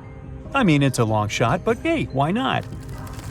Some of these mummies were placed in wooden coffins with goods, such as necklaces, pottery, golden artifacts in the shape of lotus flowers and scarab beetles, and iPhones. Just kidding. A new temple was also unearthed recently in Egypt. Scientists believe it was dedicated to honor Zeus Cassios. That deity would be a cross between Zeus, the almighty Greek deity of the sky, and Mount Cassios. While digging around the Sinai Peninsula in Egypt, archaeologists spotted 2 pink granite columns poking out of the ground, and bingo.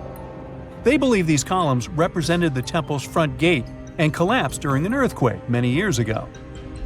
And speaking of deities, there weren't only super serious deities.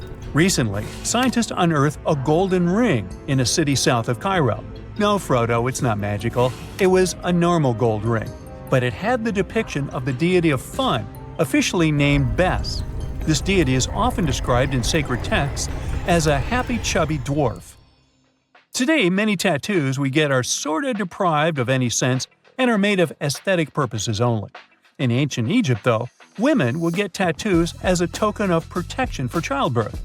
That's what scientists think, at least. Around the Nile region, scientists found some mummies that had well-preserved tattoos, which is a rarity since the skin deteriorates so easily. 2 of these women tattooed their lower backs, and the drawings were simple. They were mostly pictures, including that same chubby dwarf we just talked about, Bes. He also had a side hustle as the protector of women during childbirth. Now, would you believe me if I told you ancient Egyptians invented robots? No? Well, that's because that's not entirely true. Sure, they were astronomers, mathematicians, and engineers, and somehow they also squeezed an eccentric invention into that package. An automated deity some scientists called Hathor. This wooden statue had been in the Metropolitan Museum of Art for years before someone noticed its secret. With the help of an X-ray machine, specialists discovered a mechanical operating system inside it. The pulley-like axis goes from the statue's shoulder to her left leg.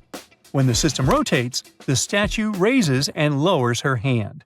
Hey, pick me! Pick me! I got my hand up here. And now we're off to almost 5,000 years ago. let me take you to ancient Egypt, where back in 2550 BC, guess what? The construction of the Great Pyramids of Giza started. People learned to build cathedrals and skyscrapers, but it wasn't until recently that these massive buildings appeared. It's still a mystery to even modern scientists how these pyramids were built 5,000 years ago. No wonder they are one of the 7 wonders of the ancient world. They're also the oldest of them and the only wonder of the ancient world that still exists in the 21st century. It must have taken a lot of cooperation to build a thing that massive, even for today's metrics. But the Giza pyramids weren't the first pyramids ever. The first one, called the Step Pyramid, was built around 80 years before the first Pyramid of Giza in 2630 BC for King Djoser. It wasn't meant to be extraordinary, but ended up being quite impressive. It was a pyramid of 6 stepped layers of stone. It was 204 feet high, which is as tall as a 19-story building. And it was the tallest building that existed at that time. It wasn't just a pyramid though, it was surrounded by a whole complex of buildings, including even courtyards. In ancient Egypt, people believed in the afterlife, so everyone, especially kings, wanted to make sure they had everything they needed to get ready for it. Here's why the pyramid complex was perfectly supplied with a lot of objects people used every day. The complex included a pyramid and a kind of a palace. Those buildings had many things the king loved and might need one day, like furniture, food, and gold vessels. After Djoser, building pyramids became common practice, but many pyramids weren't finished. It would usually take about 20 years to build one, but many rulers reigned way less than that. Overall, there are more than 100 pyramids. The most famous pyramids are the Great Pyramids of Giza. The first one and the biggest one was built for Pharaoh Khufu, around 2550 BC. Initially, it was 481 feet tall, which is as tall as a 40-story building. The second pyramid was built for Khufu's son, Pharaoh Khafre, around 2520 BC.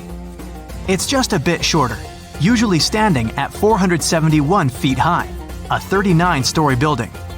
This is the pyramid with the famous statue of the Sphinx. Sphinxes have a lion's body and a human head. They were built to guard important areas. This one has the head of Pharaoh Khafre and is guarding his pyramid, facing the sunrise. The Sphinx is most well known and is one of the world's biggest and oldest statues. Originally, it had red color and did have a nose. It's still possible to see the trace of red pigment by its ears. But no one knows exactly when the nose disappeared. For some time, the Sphinx was sort of hidden underground, being covered with sand up to its shoulders. Luckily, in the early 1800s, an adventurer with a team of 160 people dug it out. The third Pyramid of Giza is the smallest one, being more than twice shorter. Originally, it was 218 feet high, about the height of a 20-story building. Built in 2490 BC, it was a pyramid for Khafre's son, Menkaure. The pyramids are designed to align with the points of the compass, and their sides symbolize the rays of the sun. But back at the time, there were no compasses. Ancient Egyptians figured out the directions themselves, and with amazing precision. To align the pyramids, they used 2 constellations.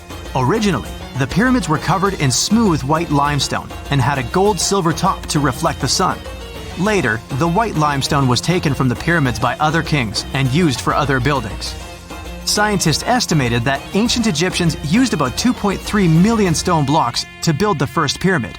Each block weighed more than 1 ton. This is the weight of a rhino. Some blocks were even bigger, being almost as heavy as an elephant. 4.5 millennia ago, there was no modern equipment to help build it. There were no machines, no wheels, and even no steel. The only metal available to them was copper. Even today, scientists aren't sure how the Egyptians managed to build the pyramids. There are no records left that would shed light on it. Some even think that Egyptians wanted to keep it as their secret and didn't even record it on purpose. Many believe that poor people and foreigners built the pyramids, but it's not true. Actually, the builders were very skilled workers, and they were fed and paid well.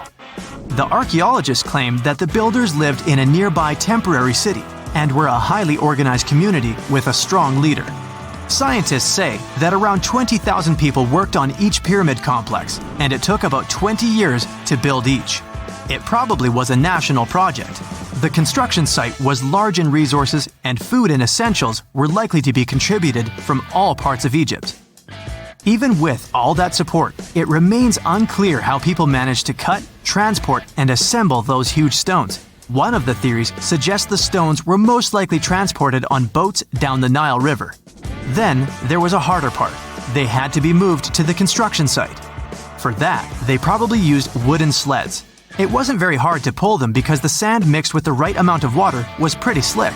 And 10 people could move a sled even with a rock weighing 1 ton pretty easily. Finally, one last problem. The stones had to be lifted and put into place. Archaeologists have discovered the remains of the ramps system that dates back to when the pyramids were built. Most likely, the Egyptians designed a unique system to move and pull huge stone blocks, but no one knows what it looked like exactly. The most common opinion is that there were several ramps around the pyramid to help move the blocks. The ramp was growing with the pyramid getting higher. They suppose people were walking up the stairs, pulling the stone on the wooden sled up in the middle on the sandy ramp. But this is just one of the options. Others say that the ramps were going around the pyramid. Some say the ramps were inside the pyramid. But we'll never know for sure, and it'll forever remain a mystery, just like the ancient Egyptians wanted. Surprisingly, there's not much inside the pyramids. Most of it is just solid stone with very little open space. But let's take a quick look inside the biggest of the pyramids of Giza.